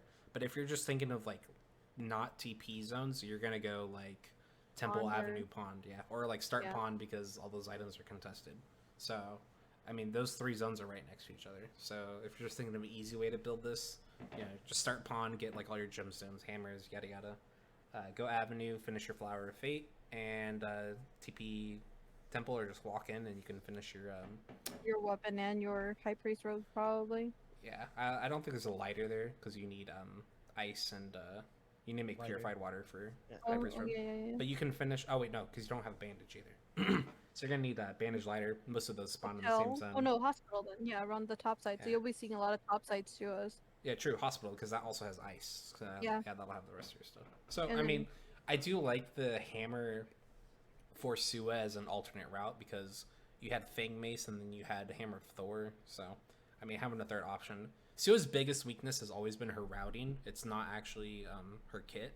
When you had full items on Sua, I think she was the most OP character in the game. Yeah, she's so But her weakness was like her route was always super contested. So I mean, this gives her an alternate route. So I mean, it'll be a buff to her. Agreed. She likes most of these stats. So not excited to see Sua again this patch. Yeah, this they just I feel like all this is just an indirect, like I said, indirect buff to Shua. She's gonna hurt. She's gonna hurt. All right, Bat. Unchanged except for just a tiny bit more attack range. Tiny more range. All right. Ballista, no, this is your kind of like Oh, area. are you? Oh, I'm gonna rail on this. This is Yeah. this is probably the worst change of the patch. Okay, go for All it. right, crossbows. Ballista is losing. I mean, my math is correct. 35 attack power, so it's no longer super grief attack power levels. It's going from 110 down to 75 attack power. It has a bigger attack speed penalty, so it was minus 8%. Now it's minus 10%. For the record, Nadine is the only character that can build this weapon at the moment. Yeah, It's the only that's what crossbow I was character. thinking. So it has a larger attack speed penalty. Before we even get to the last part, I mean, you're losing 35 attack power and you're getting even more negative attack speed. Ballista beforehand was purely built for the Grief Pond, I would say. It's not a weapon you wanted to have late game. You wanted to build the... I forgot what it was called. Whatever the crossbow, yeah, right? the force core crossbow, because the negative attack speed really hurts Nadine because you just don't get to use your ult stacks. It was purely like a Ballista was purely a Q max build, like essentially skill amp build. But anyway, so what they're doing to compensate is they're giving it, instead of 1% skill amp per level, they're giving it 2%. So you potentially have a 40% skill amp crossbow at your disposal now at level 20. This weapon sucks. I'm just gonna, Yeah. the skill amp, a part of the reason you like skill amp on Nadine is for your ult procs, is when you attack someone, every 3 attacks it sends out a wolf, and that damage is affected by skill amp as well. So I'm just gonna say That this means not as many wolves will be sent out. yeah, you have even more negative attack speed, so your ults, yeah, this weapon's garbage. Never build this again, because Goodbye, Ballista. Right? goodbye Ballista. Well, goodbye, Ballista plan. Just throw away. Golden Ghost gets 2 more attack power. This is the Enad crossbow. It gets, I believe, 2 Enad per level. I believe. I don't really see anyone build Golden Ghost. Is that that isn't the gold weapon either, is it? No, it's not. Yeah, so but- I don't really see it at all. I think it's 22 Enad, and I believe it's plus 2 per level. Yeah, it's. They don't like the. I feel like this is all like small nerfs too. Nadine, they don't like her right now. Which is weird because I don't think crossbow is her best weapon right now. But she's the only one who can use it. Yeah, Right. yeah.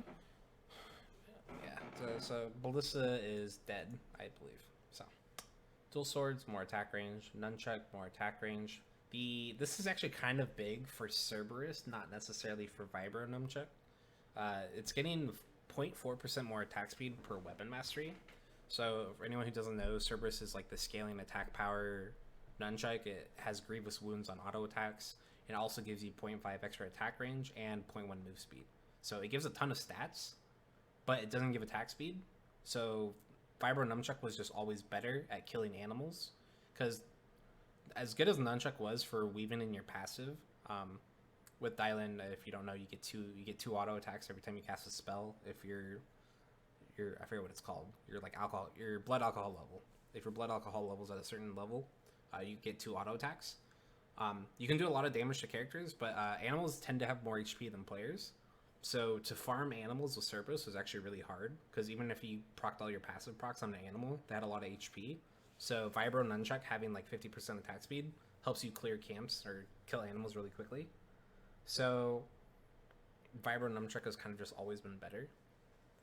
But with the extra attack speed per weapon mastery level, you can maybe start clearing animals faster later. I'm still kind of on the fence. I think Cerberus needs like 10% base attack speed. I don't think it needs to match Vibro, but Cerberus is still in a weird spot. But I think it's better after this. Let me take a drink of water. My throat's going dry. Yeah, you're getting hoarse throat.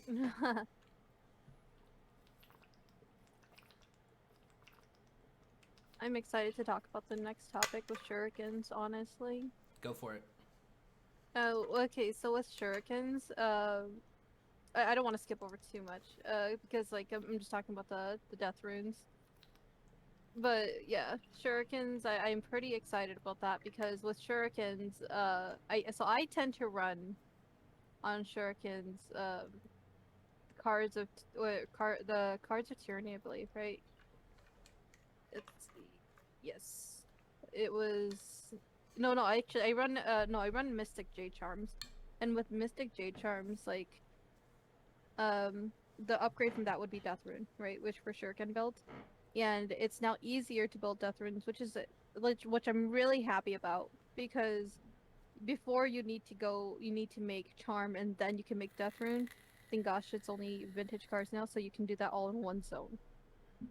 It's That's fountain pen and playing cards, right? What was Yeah, charm? fountain It was cards something and playing from cards. It's a Buddhist scripture Buddhist. and playing cards and pen.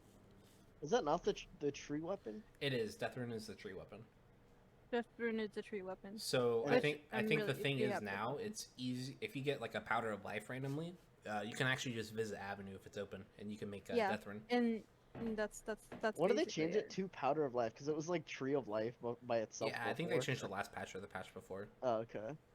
Because I think it was weird because Ploxes and bears sometimes drop powder, and you're like, oh wait, what? I can't make I can't make Death Rune because it's not just the base tree. Right. I think this is actually better for it, because then it'll be like just rocks, which you can find anywhere, and just the pen and the playing cards, which you can find in one zone, which is the Avenue, or if you can go to 2 zones if Avenue is closed. On the same theme, the Force Core Shuriken is now easier to build as well. Right. I forget what throwing stars were. It was Throwing stars. So with throwing stars, they was it were. cross? Was it cross and razor? It was in order to make it, it's razors and piano wire, which was slightly. It was Like, chapel, you would go to- chapel was closed. Yeah, you go to beach actually to make that, because like you spawn, if you go shuriken, you spawn in with razors, and then you just go to beach. Because piano wire. Yeah, so now you only need a razor, which I believe is school, hospital, and chapel. So now you just need the razor. So that's super cool. Flechette, I'm still upset they haven't changed the wording on this. For those of you that don't know, Flechette's move speed, that's actually out of combat move speed. I don't ever see this weapon. I build it when we're not going tree on Sicela. It's actually really fun. The out of combat move speed is actually cracked on this weapon. But they're nerfing the out of combat move speed. They're making it charge up quicker. I think it's fine. I think the amount of move speed that weapon gave out of combat was kind of on Alex levels with Alex ratting. If his passive kicked in where he went invisible, it felt like with Flechette, if your out of combat move speed kicked in, you were kind of uncatchable. if you didn't want to fight. Imagine that with glacials or that with glacials. Imagine just running. Like Exactly. you'll just never be able to catch the person. Yeah. All right, two-handed sword. This is an interesting change. So the attacks, your auto attack damage is going up per weapon mastery level. Who are premier two-handed sword users for auto attacks? Yuki, who else is it? I think it's Jackie, Fiora and Alex, right? Alex, yeah. Is Jackie a premier auto attacker with it? Like, I've seen her sometimes with it, but I don't, like I said, Bleeder Jackie is just so popular. yeah. So I mean, they're buffing the amount of damage your auto attacks do based on your two-handed sword mastery. I think that's cool. Here's the weird change that I completely disagree with, at least part of it, and I wish they at least gave an explanation because I don't know what they're thinking. Monohoshi Zao is going from a legendary weapon to an epic. So it'll craft faster, but it gives you less weapon mastery when you craft it. Which I think is fine. My disagreement with it is it's a mandatory 4-zone weapon. Why, if you're going to go through the effort to build a 4-zone weapon, do you not earn the right to get the legendary weapon mastery for crafting it? Because you're looting for so long, you don't get to kill animals as quickly. And then I also think it's weird. They're changing Aurora Longsword, which is, I believe, mandatory 3-zone weapon, which gives 20% attack speed and I believe 77 attack power. They're making it. It's a quicker weapon to build, and it's giving you more weapon mastery for crafting it because they're changing it from epic to legendary. Doesn't it have a legendary component or a rare component to make with it though? It's no longer meteorite, if that's what you're asking. They changed it. Oh, it's no longer meteorite. It's plasma sword plus motor. Oh, then it's actually, yeah, I see what you mean. It's actually, if I do a side-by-side comparison of, let me just pull that up real quick here, and we'll see the other one. Monohoshi Zao. Okay. Jake, do you have any thoughts on this while she's looking this up? Not really, dude. I mean, indifferent? Yeah, kind of. I'm just gonna have to see how it plays, Because this is purely a weapon mastery change, by the way. It's just the amount of XP you get for crafting. Yeah, it takes the exact same amount of materials. So with Aurora Longsword, it's rusty sword, scrap metal, iron ore, laser pointer, battery, piano wire, scrap metal, all in order to make Aurora Longsword. Monohoshi Zao requires rusty sword, scrap metal, hammer, gemstone, fountain pen, and paper. And these all... Wait, it's actually 6, actually. Oh, yeah, it's like one more... there's one item difference is what it is. Yeah, like... I don't know, because when you play Alex and you go for... Because that's I'm thinking Alex, because Monohoshi Zao, Alex is small pretty nerf to Alex, yeah. It's kind of like... Well, who else are you building Monohoshi Zao on? Fiora. The W Max Fiora. It's a very common solos build for Fiora. It's actually... Aesop released the win rates statistics a couple days ago on Twitter. Two-handed Fiora is her highest win rate weapon, and her highest win rate weapon is Monohoshi Zao. Wait, I'm actually surprised. I had no idea. Well, there you go. Because her W gets her 2 auto attacks, so she actually gets to abuse the lifesteal on that weapon. Okay, so I feel like this is they don't want to see Fiora and Alex as much then up at the top. Well, it's not a huge deal. It's a mini nerf. I mean, still, it's what's crafting. We're talking about levels here too, because you get crafting levels for crafting legendary versus epic, and this is gonna hurt that level. Yeah, I don't know. Also, the Aurora sword, it looks cool, but at the same time, like it's not anything special. They haven't changed any numbers on it. They haven't done anything to it. It's just an attack speed, attack power sword. So I'm actually thinking, Jake, then this maybe leads... Remember we had a conversation about... I said I believe Twantian is just a better sword for Alex over Aurora? Yeah. So by giving it a legendary crafting XP, they funnel it more into this is a DPS sword. Because you're going to skyrocket ahead a little bit more because of the XP you get for crafting it. Whereas Twantian is like the defensive CDR thing. I don't really get the moto thing, but if they want this sword built more, and because it's a legendary, you're getting more weapon mastery. This is maybe the premier DPS two-handed sword. Think so? Whereas maybe Mono is like the premier scaling sword. Maybe that's just an idea. Maybe that's what they were thinking. Yeah. Because all the sword gives is attack speed and attack power. I don't know. It's rough because like you have Dan's Leaf, and then you have what do you call it too? Um, I can pull up the swords here. Yeah, Dainsleif is the VF blood sample one. what's the other one called? Leviathan. Leviathan. Yeah, you have Leviathan too. And I don't know if you're playing a two-handed sword character, Leviathan just I don't know. Leviathan's great. Yeah, I agree.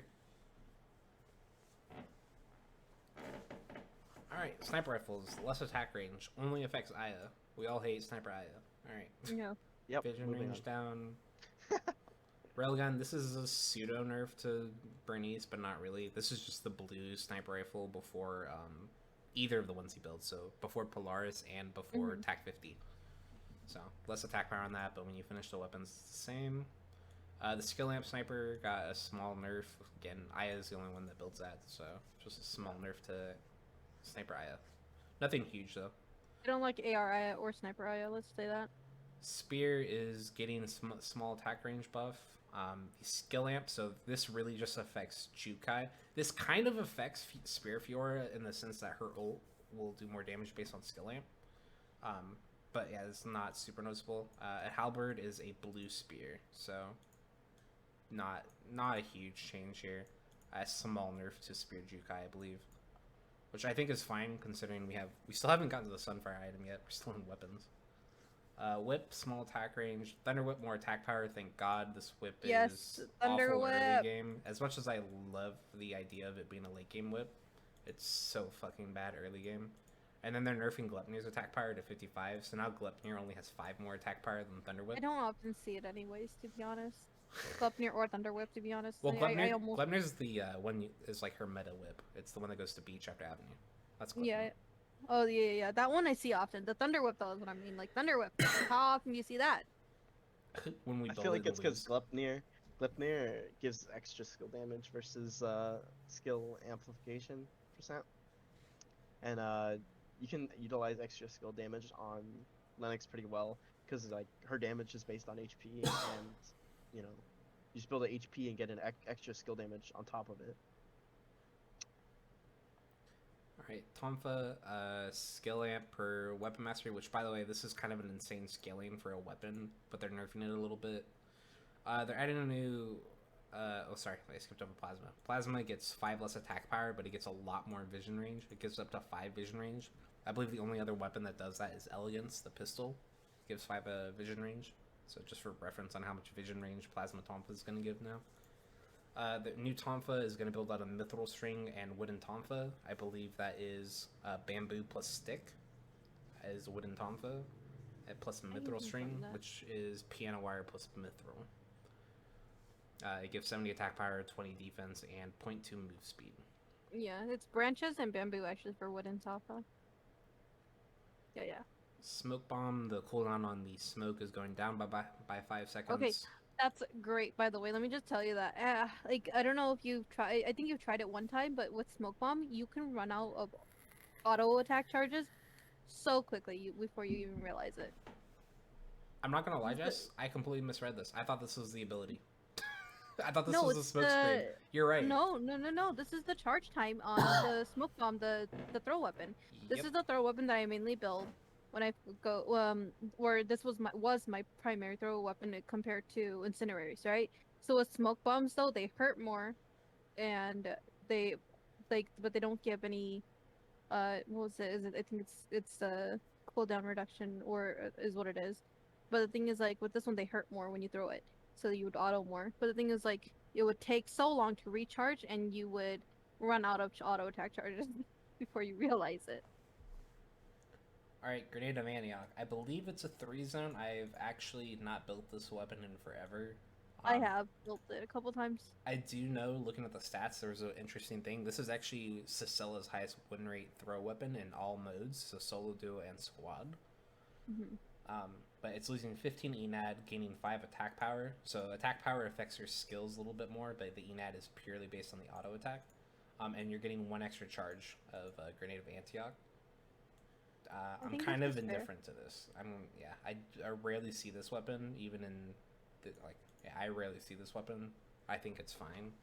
I think more chargers is always going to benefit squads and duos more because you have to attack more people before a fight's over. Whereas if you're in solos, you can fight one person. If you're out of charges, you can run away. But in duos and squads, you have to fight more people. So I think this is good for team modes. But I'm still kind of indifferent to this. Fail Not, this is the VF bow. It gets 5 more base attack speed. Doesn't matter. Armor. Oh, I guess before this starts, where's it at? Global cooldown reduction cap is down to 35%. You can no longer hit 40% CDR without either Queen of Hearts or the newly changed Priest Priest robes. robes. This makes it actually beneficial, or this actually makes it not bad for me to try to learn how to build High Priest robes on Adriana, to be honest. Yeah. So High Priest robes, getting more SP regen, less defense, and it now increases your cooldown cap by 5%. Butler suit, which is the premier lifesteal chest piece. It's losing 5 attack power and gaining 3 natter, which reduces ENAD damage dealt to you. Tuxedo is getting 30 defense. Thank God this fucking item is trash. Yeah. Now it's a little bit better. By the way, this is the change we didn't expect. This next one, this was the change we did not see coming. Blazing Dress is losing 0.5 HP regen, 0.5 SP regen, and it's completely losing all of its ENAD. It no longer gives 20 ENAD. Now, yeah, Rozzy won't build it no more. For anyone who's played League of Legends, it now has a unique effect called Flame Barrier. It is essentially Sunfire Cape, but the damage scales with your HP. So as a melee character, you're dealing 2.5% of your HP to nearby enemies in a 3 meter radius. As a ranged character, if you build this item, you're doing 2% of your max HP within a 3 meter radius. Now, it doesn't say how frequently. I can only assume this is every second. Now this, imagine, like I said, I was saying, imagine Jukai with the flaming dress. I just can't imagine. I think that's why we saw the spear skill amp get nerfed as well. Yeah, the Jukai with, imagine like 200 stacks and fish and chips, and this is just, that would just be endgaming like ridiculous. Would it be annoying to see Shoichi build this item? And just not even care about damage, and just going like full HP and just never walking away from me. I feel like that'd be a little cringe because like he's combo heavy anyways. What's the point? I don't know. Well, so what I still like that by removing this too, I think I don't know like why they did it, like why Blazing Dress, because I feel like our estimated guess were that they would give it to maybe Amazonas, right, to maybe bring that back into the game, but clearly they don't care about Amazonas chess piece. I think it's mainly more thematic because it's what do you call it? True Samadhi fire item. Yeah. It's called Blazing Dress, so it kind of makes sense that they do Flame Barrier. Queen of Hearts, because of the cooldown reduction getting reduced to 35%, and Queen of Hearts getting you up to 45%, they're keeping it the same, so they're just having the cap increase by 10% instead of 5%. More incentive to build it, to be honest. It's more incentive to build Queen of Hearts. Jake, what are your thoughts on these chess changes? You know me. You know me and how much I love my Blazing Dress. You know, just running for that Rozzy Blazing Dress every game, it feels like. To take that away from me, it feels like a part of my soul has died. You know? Yeah. However, I don't know. I'm gonna have to see how the extra 10 defense on Tuxedo feels when I route towards tree for a Enad headpiece. So, honestly, I don't know, man. I don't understand why it had to be Blazing Dress just because it's, you know, on fire, you know? I get it, but I don't know. Did it have to be Blazing Dress, or could they have put this on an HP item instead? What if you still build Blazing Dress on Rozzy? Are you asking me to stand within 3 meters of everyone? Are you asking me to just run in and just... I just feel like it doesn't work. Tuxedo... Also, it deals less damage, right? It does less damage. Do you feel like Rozzy's too squishy to be in that attack range? It was more of a joke because Yeah, he's usually flipping through fights all the time, so he's actually usually within 3 meters of people. So But look, it says deals 2% instead of 2.5. I feel like it could have been more. They could have made it like 1.5%. Would have been Oh, fun. sorry, For my headset range is characters? dying. Yeah. Tuxedo, by the way, can now kind of compete with Crusaders because the big difference between Tuxedo and Crusaders is Crusaders gave 35 armor and the the quick immediate EMAD, whereas Tuxedo was scaling, but its armor was not even close. So it was at 20, now it's going up to 30. It gets 6% lifesteal, but when you have an item with so little lifesteal, unless you're stacking multiple lifesteal items, it's not even, in my opinion, it's usually not noticeable. All right, arm pieces. Drop near. The skill amp arm getting 5 more defense. Good, because I feel like I don't see this item often enough. I don't think it's very good. Sheath the Shahjahan losing 15 HP. I'm fine. I still think this is the best arm piece in the game for non-crit characters. Burnished Aegis is getting 5 more defense but losing 20 HP. I mean, probably a change because of the burning dress getting added, right? They're probably wary of HP stacking. Yeah, for sure. Legs. Okay, so now we finally have tenacity added to the game. The only two changes to leg pieces are Maverick Runners and Boots of Hermes. Both are going to be getting tenacity. So Maverick Runners will give you 15% tenacity. Boots of Hermes will give you 20% tenacity. Maverick Runners is now going to be an epic shoe instead of a blue. It is no longer subtracting 8 attack power from you. It is now giving you 10 attack power. It's going from 0.3 move speed to 0.33. The out of combat move speed's been removed from Mavericks. And instead of it being Heelys and electronic parts, it is now Heelys and cell phone. So I personally haven't looked at the routing for this. I have said before, I don't think 15% tenacity is a whole lot. I wish it had been 20 and give like Hermes like 30% tenacity. But we'll see. I kind of also think that if you made it 20% tenacity, it might be an item that's overrepresented, kind of like Crown is right now. I feel like they should have given this to EOD boots. Same. Because how many people do you see actually build EODs? Yeah, not a lot. Yeah, exactly. I feel like they should have given this to EODs because I think Hermes was fine.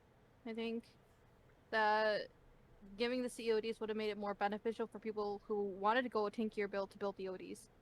You know? But that's my hot take.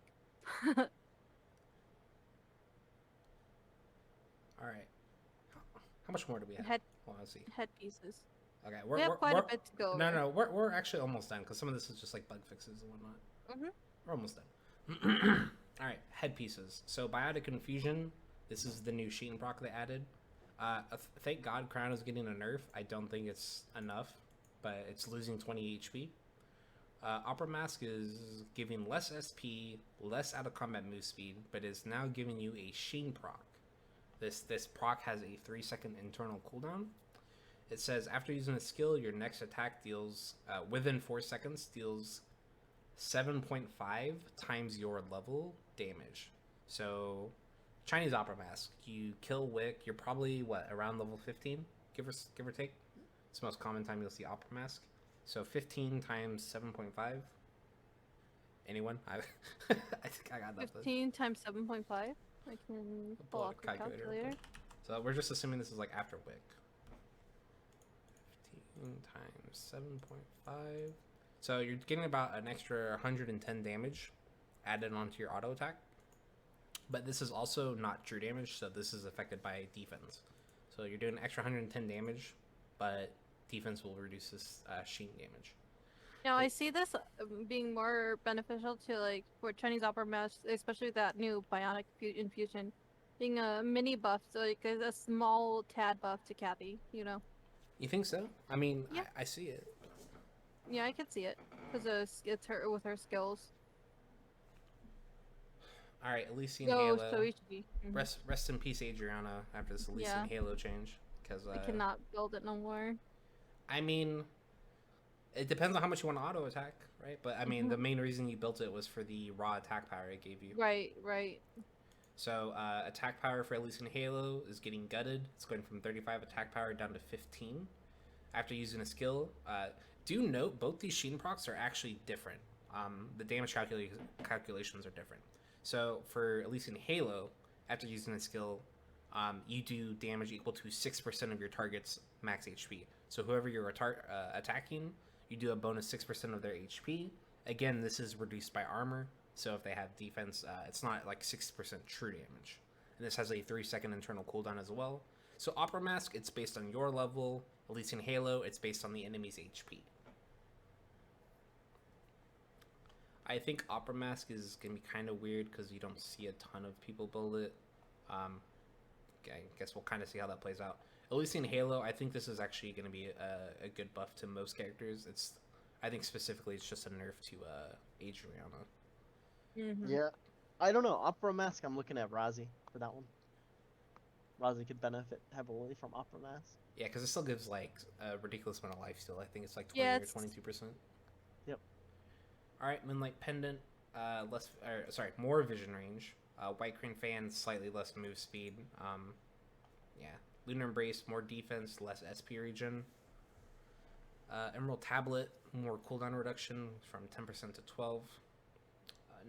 I mean, I don't think there's anything significant here. I mean, Lunar Embrace, it's the premier anti-skill damage accessory.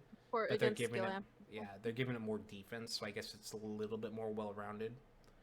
But, how often do you see Moonstones, right? Back on the theme of rare materials. Right, right. Almost not anymore. I see Moonstones way more often than I see, Mithril? Mithrils.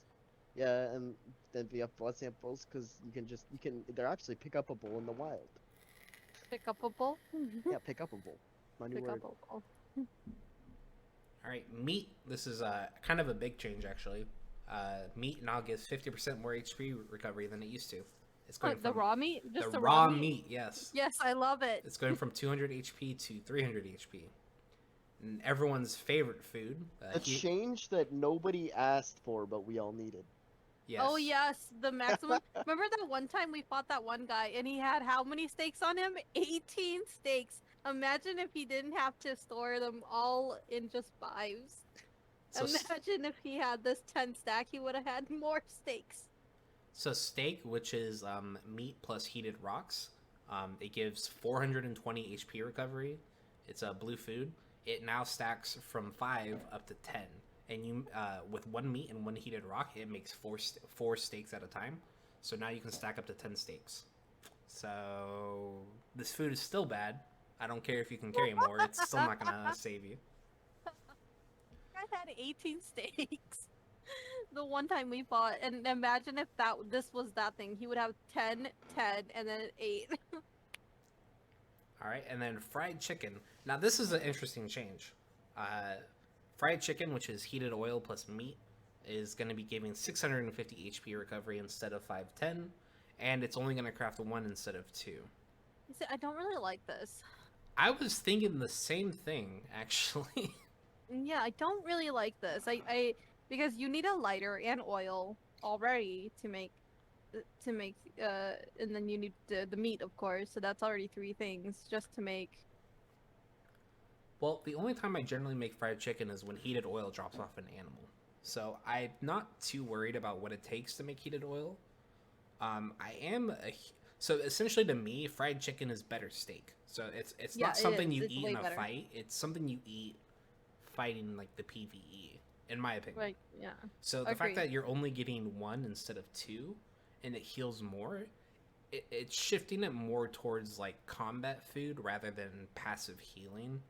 And by passive healing, I'm referring to like if you're fighting Wickelin or like Cicella's ulted and you're just getting kind of hit by like splash damage from like random different things. So it's shifting it away from like a passive heal versus a more combat heal. Right, because you don't really want to rest. You want to keep going, and say you're low health, you just eat it real quick so you can keep moving. Yeah. I'm not a fan of it either. Yeah, I'd rather it be I'd rather have 2 pieces of fried chicken at 510 than one at 650. But there's also those games where you feel like you're out of food, and I don't like it'll be beneficial. I'm kind of torn. It'll probably grow on me. The steaks, I We'll literally have am to see. convinced it'll never matter. I don't care if the food stacks up to 10. The food is Unless still they awful. unless they give it more HP recovery, I don't see how it gets better. What are your thoughts on food, Jake? I know you like to eat. We all like to eat here. I agree. Fried chicken, just Better why? than steak. Fried chicken was better, but one, I might be making steak, you know? Please Wait, think don't. about Please don't this say though. that. Wait, If I actually, loot your body and pick up your new like 20 revive steaks, bracelet and I baby. see 20 steaks on your body, I'm not picking 20 you steaks, baby. I don't know. wait, think about this though, because Jukai, right? We're also Um, thinking. So that's What do you think? that doesn't matter. So it's not how many foods he makes; it's how many times he crafts. So just because I craft 4 steak instead of 1 fried chicken, they're both blue, so I get 1 passive stack per Right. craft. So I used to think the same thing, Jess, until I started playing him a little Right. bit. It's not Oh, how okay. many foods he makes; it's how many times he crafts that food. Okay. Oh, I'm sorry. We cut off Jake. Jake, go ahead, Jake. No, you can cut me off. We were talking. It's okay. No, but yeah, fried chicken. So yeah, I'm making steak. Okay, man. Why am I might just eat my meat raw. 300. That's almost steak already. Come on, just collect Hey, meat. yeah. Steak. It's true. Why even make steak at that point? I like it medium rare.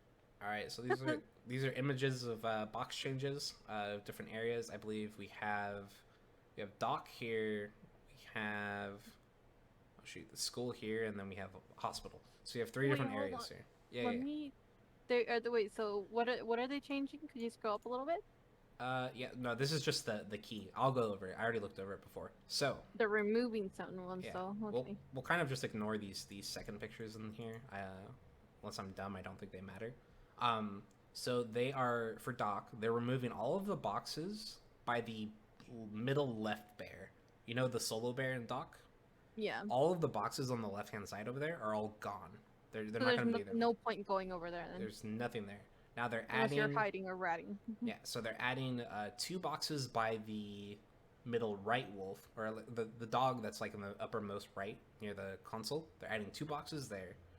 They are adding 3 boxes by the chicken by the bus. They're adding another box at the entrance of dock and factory, and they're adding 2 boxes at the entrance of dock and chapel. They're also removing a box up there as well. Do you see that pink spawn right there? The one, that one right there, the one up. Oh, yes, that one. Yes. That's gonna be the shit spawn. That's think- gonna be the. I think The the spawn spawn no one got buffed. wants. I actually think the spawn is buffed because you can actually just hit these boxes now, and then you can hit these 2 new boxes they added, and then leave. Well, yeah, you have to hope you find everything you need, though. Yeah, I mean, there's a lot of luck in this game. You can always come back later or go to different areas. You'll probably find most of your stuff here, unless You're you need right. something ridiculous like 3 short routes or something like that. So yeah, there's that. Hospital is. Oh, wait, sorry, this is school. They removed. So if you're pathing from Avenue into Hotel and you're running through school, like the school area, there is both 3 less boxes there as well as 3 new boxes they've added on that route. So that's kind of unchanged. And it looks like they've also added 3 new boxes into the archery range building of school, like the top right of school. They've added 3 more boxes inside the gymnasium. That's what it's called. They've added 3 new boxes in there. And then hospital, they removed 2 big dumpsters. They removed a box near where they added the respawn that they had in the picture. There's no Right. longer a box there anymore. Nothing huge in hospital. I don't think school or hospitals changed a lot. I think the big thing for Doc is they removed that left hand looting by that bear. That's kind of gonna be super noticeable. They've shifted That is more of the gonna be looting super down towards noticeable. the middle right. That's a lot of boxes that are just gone Yeah, that's a lot of in that boxes that area. are It's a gone big in empty Doc. area. Yeah, they removed 2 boxes in here too. I didn't even notice. Yeah, that's like. They've I'm not a fan of those changes in Doc. I feel like Doc needs that corner would have boxes there still. Like even if they have to add more items. The boxes, I think they were needed. All right, item frequency, anything noticeable? They removed the binocular from beach. I mean, that was kind of like free telephoto cameras every time you went to beach. How many bats are there in beach? One or two? There's two, right? There's two. No, Okay. there's three. Three. No, there's three. There's one by the top dumpster over by hotel. Oh, and then There's the one by the surveillance, console, and then there's one yeah. down in the bottom in the middle of the boat. Yeah, so I mean, it went from 6 binoculars down to 5. Yeah, whenever you go into beach, like after you're finished with your build, it was kind of just like free telephoto cameras. So I feel like that's too much vision in the game. So I'm fine with that. They added a gemstone. I don't think people weren't finding gemstones. I think this is specifically a nerf to binoculars. I see it more like that. Alley is 1 less shoe, 1 more scissor. Avenue is 1 more nail, 1 less fan. Temple, another scripture, 1 less gemstone. I'm 1 less fan. I'm kidding. Factory is 1 more lighter, 1 less curry powder. That's totally fine. That's fine with me. Almost also. no one uses curry powder. There's an exception for boiling water. There's the Tachyons, White Crane fan, and Spy Umbrella build that goes Factory, Chapel, Forest. You tend to make at least 1 like boiled curry thing. So I still think it's kind of irrelevant though, but that'll kind of hurt that. 1 more cross, 1 less bread in Chapel. Doc is just getting more items overall because they've added boxes. So an extra glass bottle, extra short rod, extra bandage, extra battery, and extra box. I appreciate that one. Yeah, I appreciate the extra box because of how many choco There's pies. There's tons of boxes in Doc. I realized when I started Doc as Rozzy, I found like 5 boxes and 0 knives.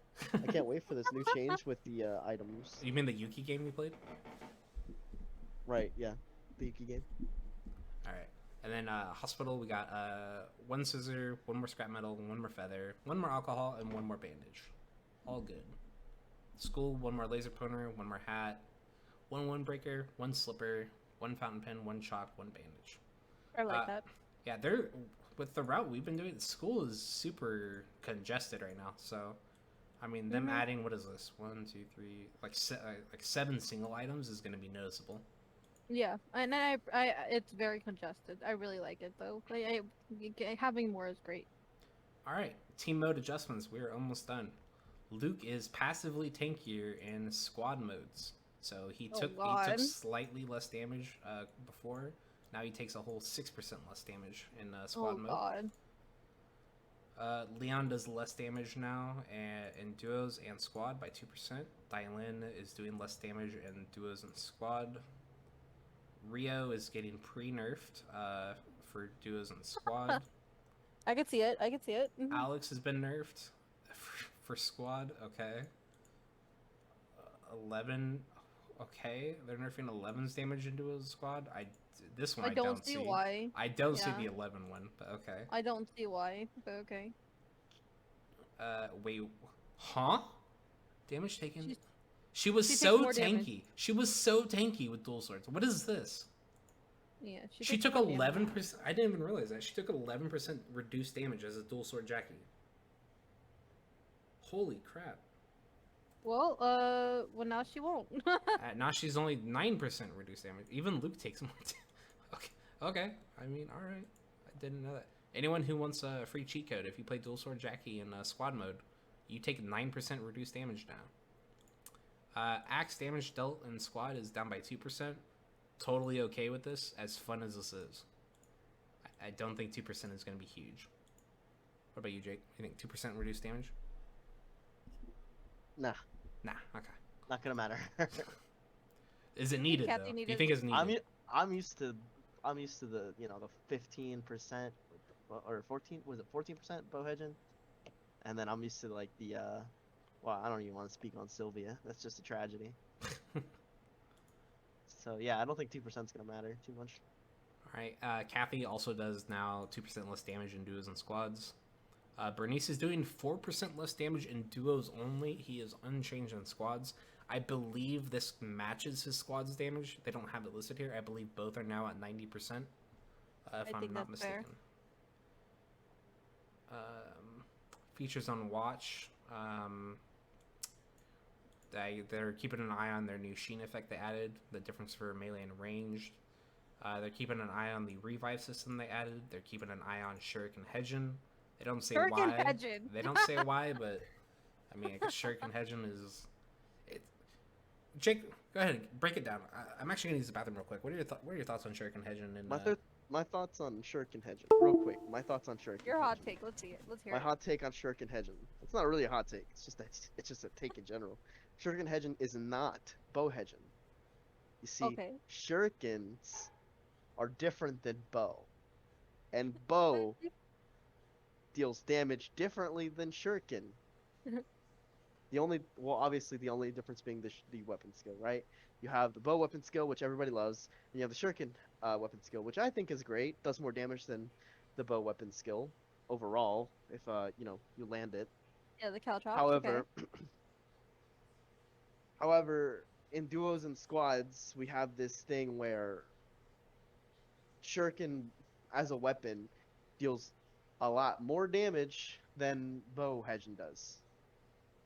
I mean, it's give and take, routing wise, bow Hedgen can be pretty easy to build, and with Fuma nerfs, because I would build a ton of Fuma when I would go Shuriken Hedgen. Started out playing Shuriken Hedgen at 15% on Fuma for CDR. Now it's down to 10. Was 12, then down to 10. So I don't know. Fuma's not the shuriken to build anymore. However, uh, as a weapon, shuriken just deals more damage as a Hedgen player. They don't like Hedgen, do they? Maybe they liked her for a long time. When we were first starting in this game, Hedgen was dominating nonstop. Yeah, but All the now top she's players were been. Hedgen players. But now she's been hurting a lot. And to clarify, the reason why Shuriken Hedgen does more damage than Bow Hedgen in most situations for duos and squads is Bow Hedgen has a minus 15% damage. Just passively does less damage when she's on bow. Shuriken does full damage, so your abilities tend to do more damage on Shuriken than they do on bow. So that's the biggest difference. Yeah. So that's why they have Shuriken Hedgen on watch. Planned improvements. They looks like they're looking at making Cicella only hit people that are in the same area as her, or in a certain range. So just because you step over the line and Cicella's 2 feet behind you when the ult hits, it's not gonna ignore the damage. So if you're within a certain range or you're at least in her zone, it looks like they're looking to change that, but just not right now. That'd be interesting. Do you think they'd increase the damage on her ultimate? Because that would be necessary, I feel. They'll have to. I don't think the damage is gonna get buffed. I think what'll happen is they'll get the weapon mastery that you get from using it will go significantly up. I think the damage is currently fine. Okay. Oh wait. Oh, Wicca's gonna be interesting. So I'm not sure what they mean by meander. She just leaves. So I guess she's required to stay in a zone. So when she trolls and goes back and forth between Pawn and Avenue, is that what we're talking about? Yeah, I think that's what they're talking about. Doesn't drop aggro as randomly as often. Luring her away to long distance will still cause her, or still may cause her to act unpredictably. There's now an appropriate aggro gauge for her, and she can now detect invisible characters when entering combat.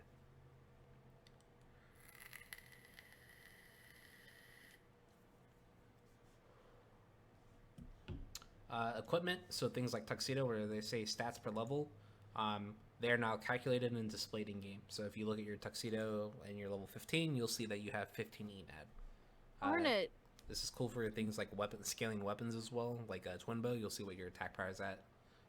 There's a lot of scaling weapons they've added now. So See that boxes can no longer be opened behind walls in Temple and Uptown? That like you used to be able to loot behind walls. You were still able to do it in Temple. Now you can't. I didn't even know that. I always forced myself to walk around. Oh really? I found out about it recently, and I was like, I'm just gonna try to keep quiet about it. Just gonna keep doing my own thing. This is a huge dial-in quality of life buff. Doesn't actually change anything. Jake, I think you actually said you had this happen to you on Rozzy once, right? Is using a skill and opening a box at the same time now works correctly. It was big for dial-in when she would drink her W. You would actually have to click around to reopen the box. Yeah. So on Rozzy, I figured it out. So yeah, if I use W and try to click on a box, it would not open the box. So apparently that's been fixed. So that's nice. Um,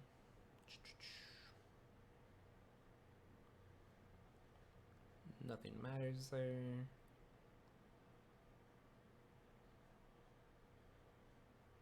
I'm just reading over this stuff real quick, seeing if there's anything that was important. Ah, here I we don't go. think I see This is anything. huge. Bernice's trap no longer looks pink when it's in a bush. Ah, Now it's actually more Yeah. invisible, more stealthy. I don't know if you guys have seen like Bernice traps. They're like bright, like purple, pink in the bush. I like oh I yeah, like yeah. the And we pink just traps. never walked I into enjoyed them. them. I Yeah, also yeah. enjoyed them. I enjoyed them when I was yeah, because I don't play Bernice. Mm.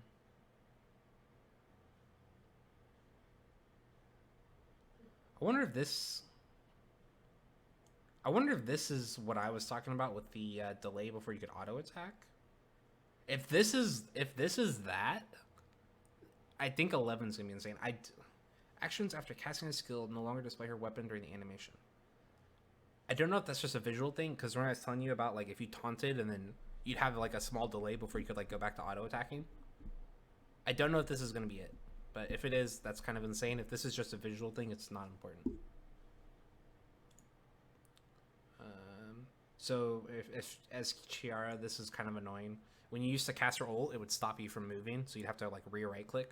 If you're kind of a spam clicker, it didn't matter.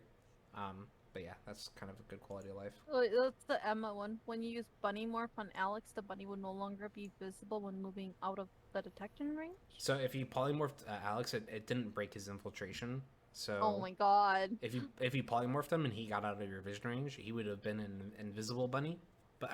He should be an invisible bunny. But they're saying that if you landed polymorph, it broke his stealth. So Yeah. it no longer breaks his stealth. So there's no longer an invisible bunny Alex running around. Yeah, which is weird because like he doesn't passively stealth anymore. So I actually think this changes like nothing. Yeah.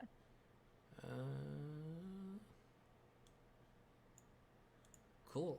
That is the patch. So that's a lot of stuff. We didn't talk about Rio yet. We didn't talk about Rio. All right, I gotta find. The video. It's time to watch the video, and then we'll talk about her.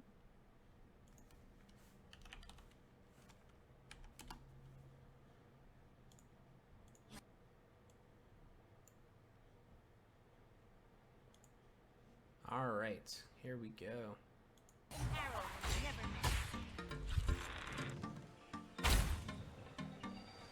My arrows will reveal the truth. Stay focused.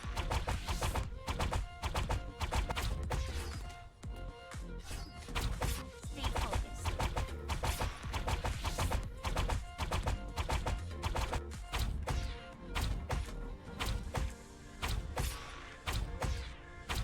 You can't escape my arrow. Go ahead. Keep moving. You can't escape my arrow.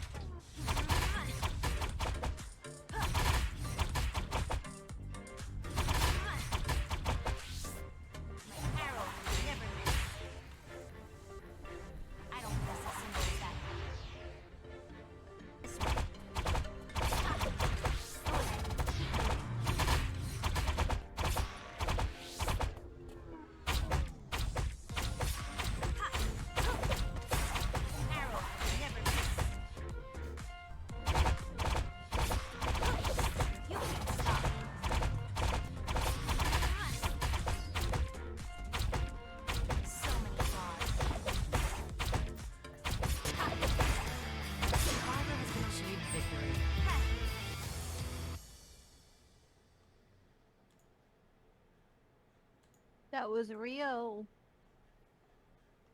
So, my first instinct is she looks like she's gonna be hard to play because short range 80 carries typically require a higher skill performance, like playing more perfectly.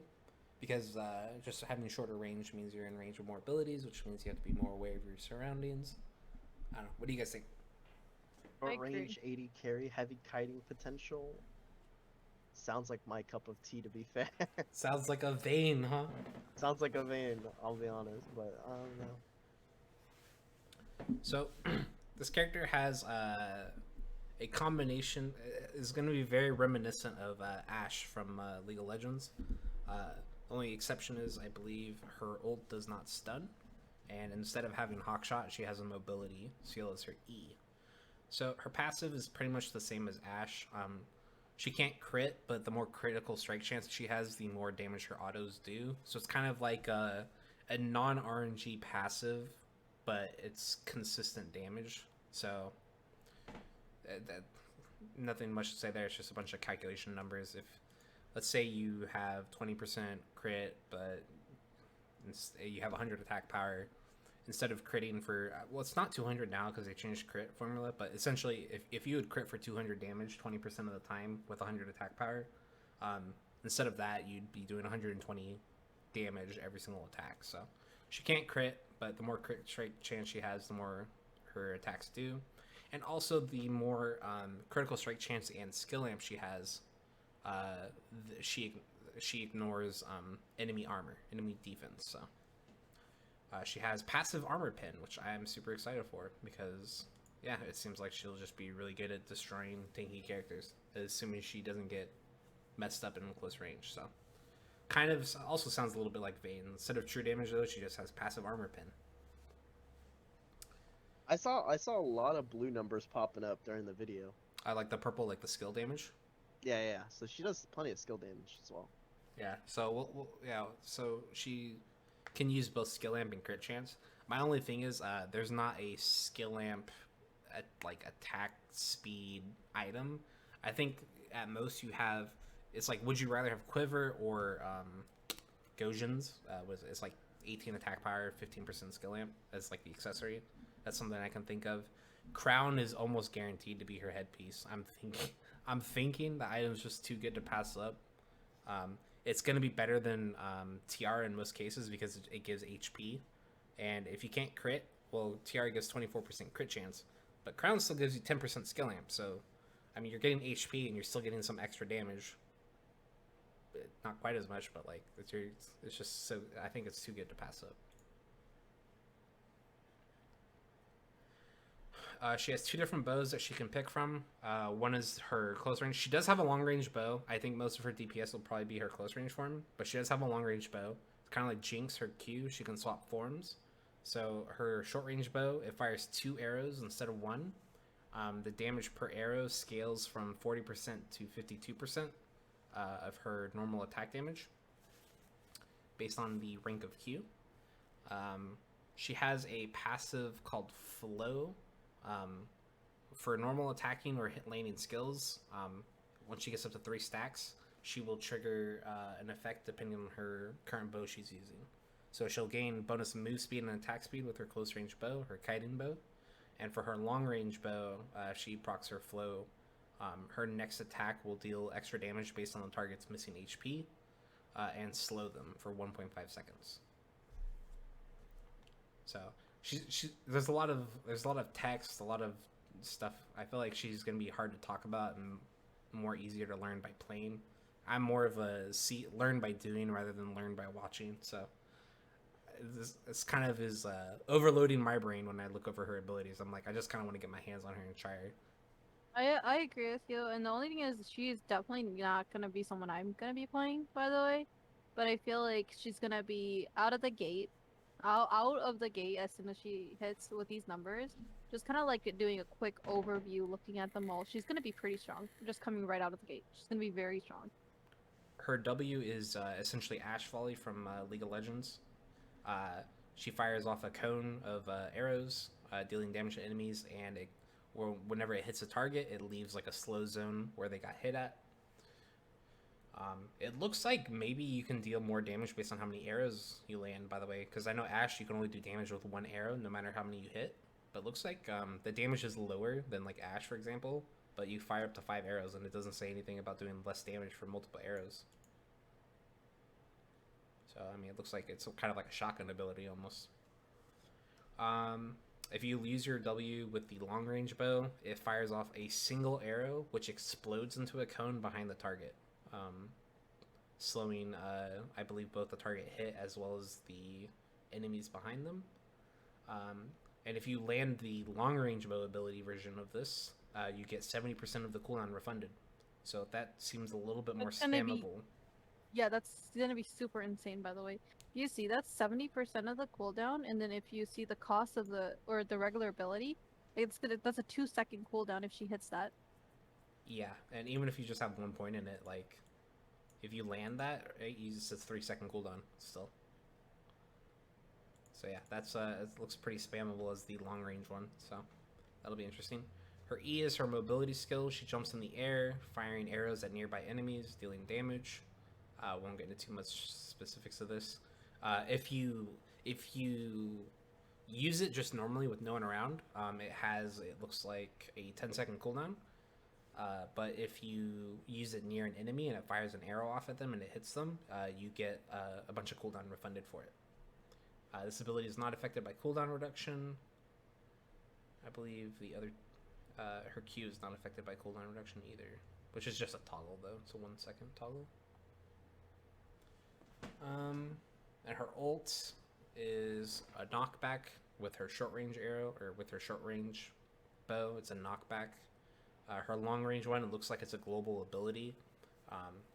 It just is not an execute, but it does more damage if it's like someone who's far away from you. So it's like if you're chasing someone, they kind of get away and you fire off kind of like your Ash arrow at them. But still curious though if this is gonna be like a global. Yes. I Yes, think if it will be. If it's gonna Oh be a wait, it global says thing. right here, range 60 meters. Never Oh, mind. okay, there you go. Then it's not global.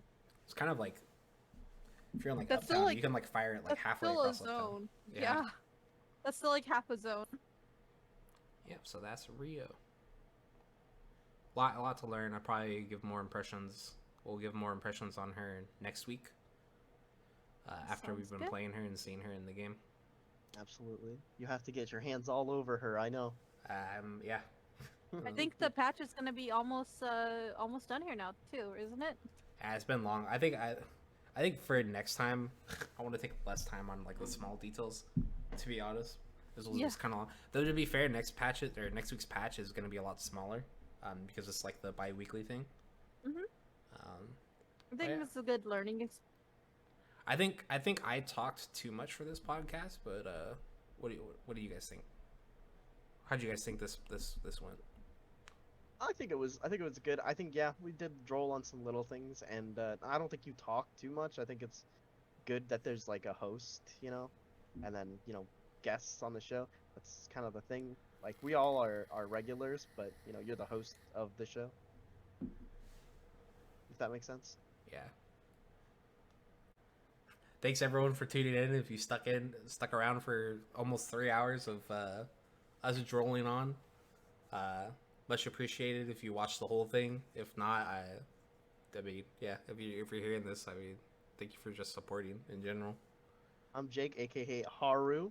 Haruichi. Come back next week for some more PTA. All right. We love you. Oh, and then Jess, you want to go ahead and tell them where they can find more about you, and then I'll leave my Twitch as well. You can find Jess more on her channel, Iva-chan, or Iva Senpai, excuse me, with a 1. 1v8, as some currently- people refer to her as a joke. Currently engaged in some computer-related issues, so I'll be signing off for her today. Oh, okay. And then you can find me more at Kiss My Waifu in VR on Twitch. Kiss is spelled with no E in it. But yeah, thank you everyone for tuning in, and hopefully see you all next week.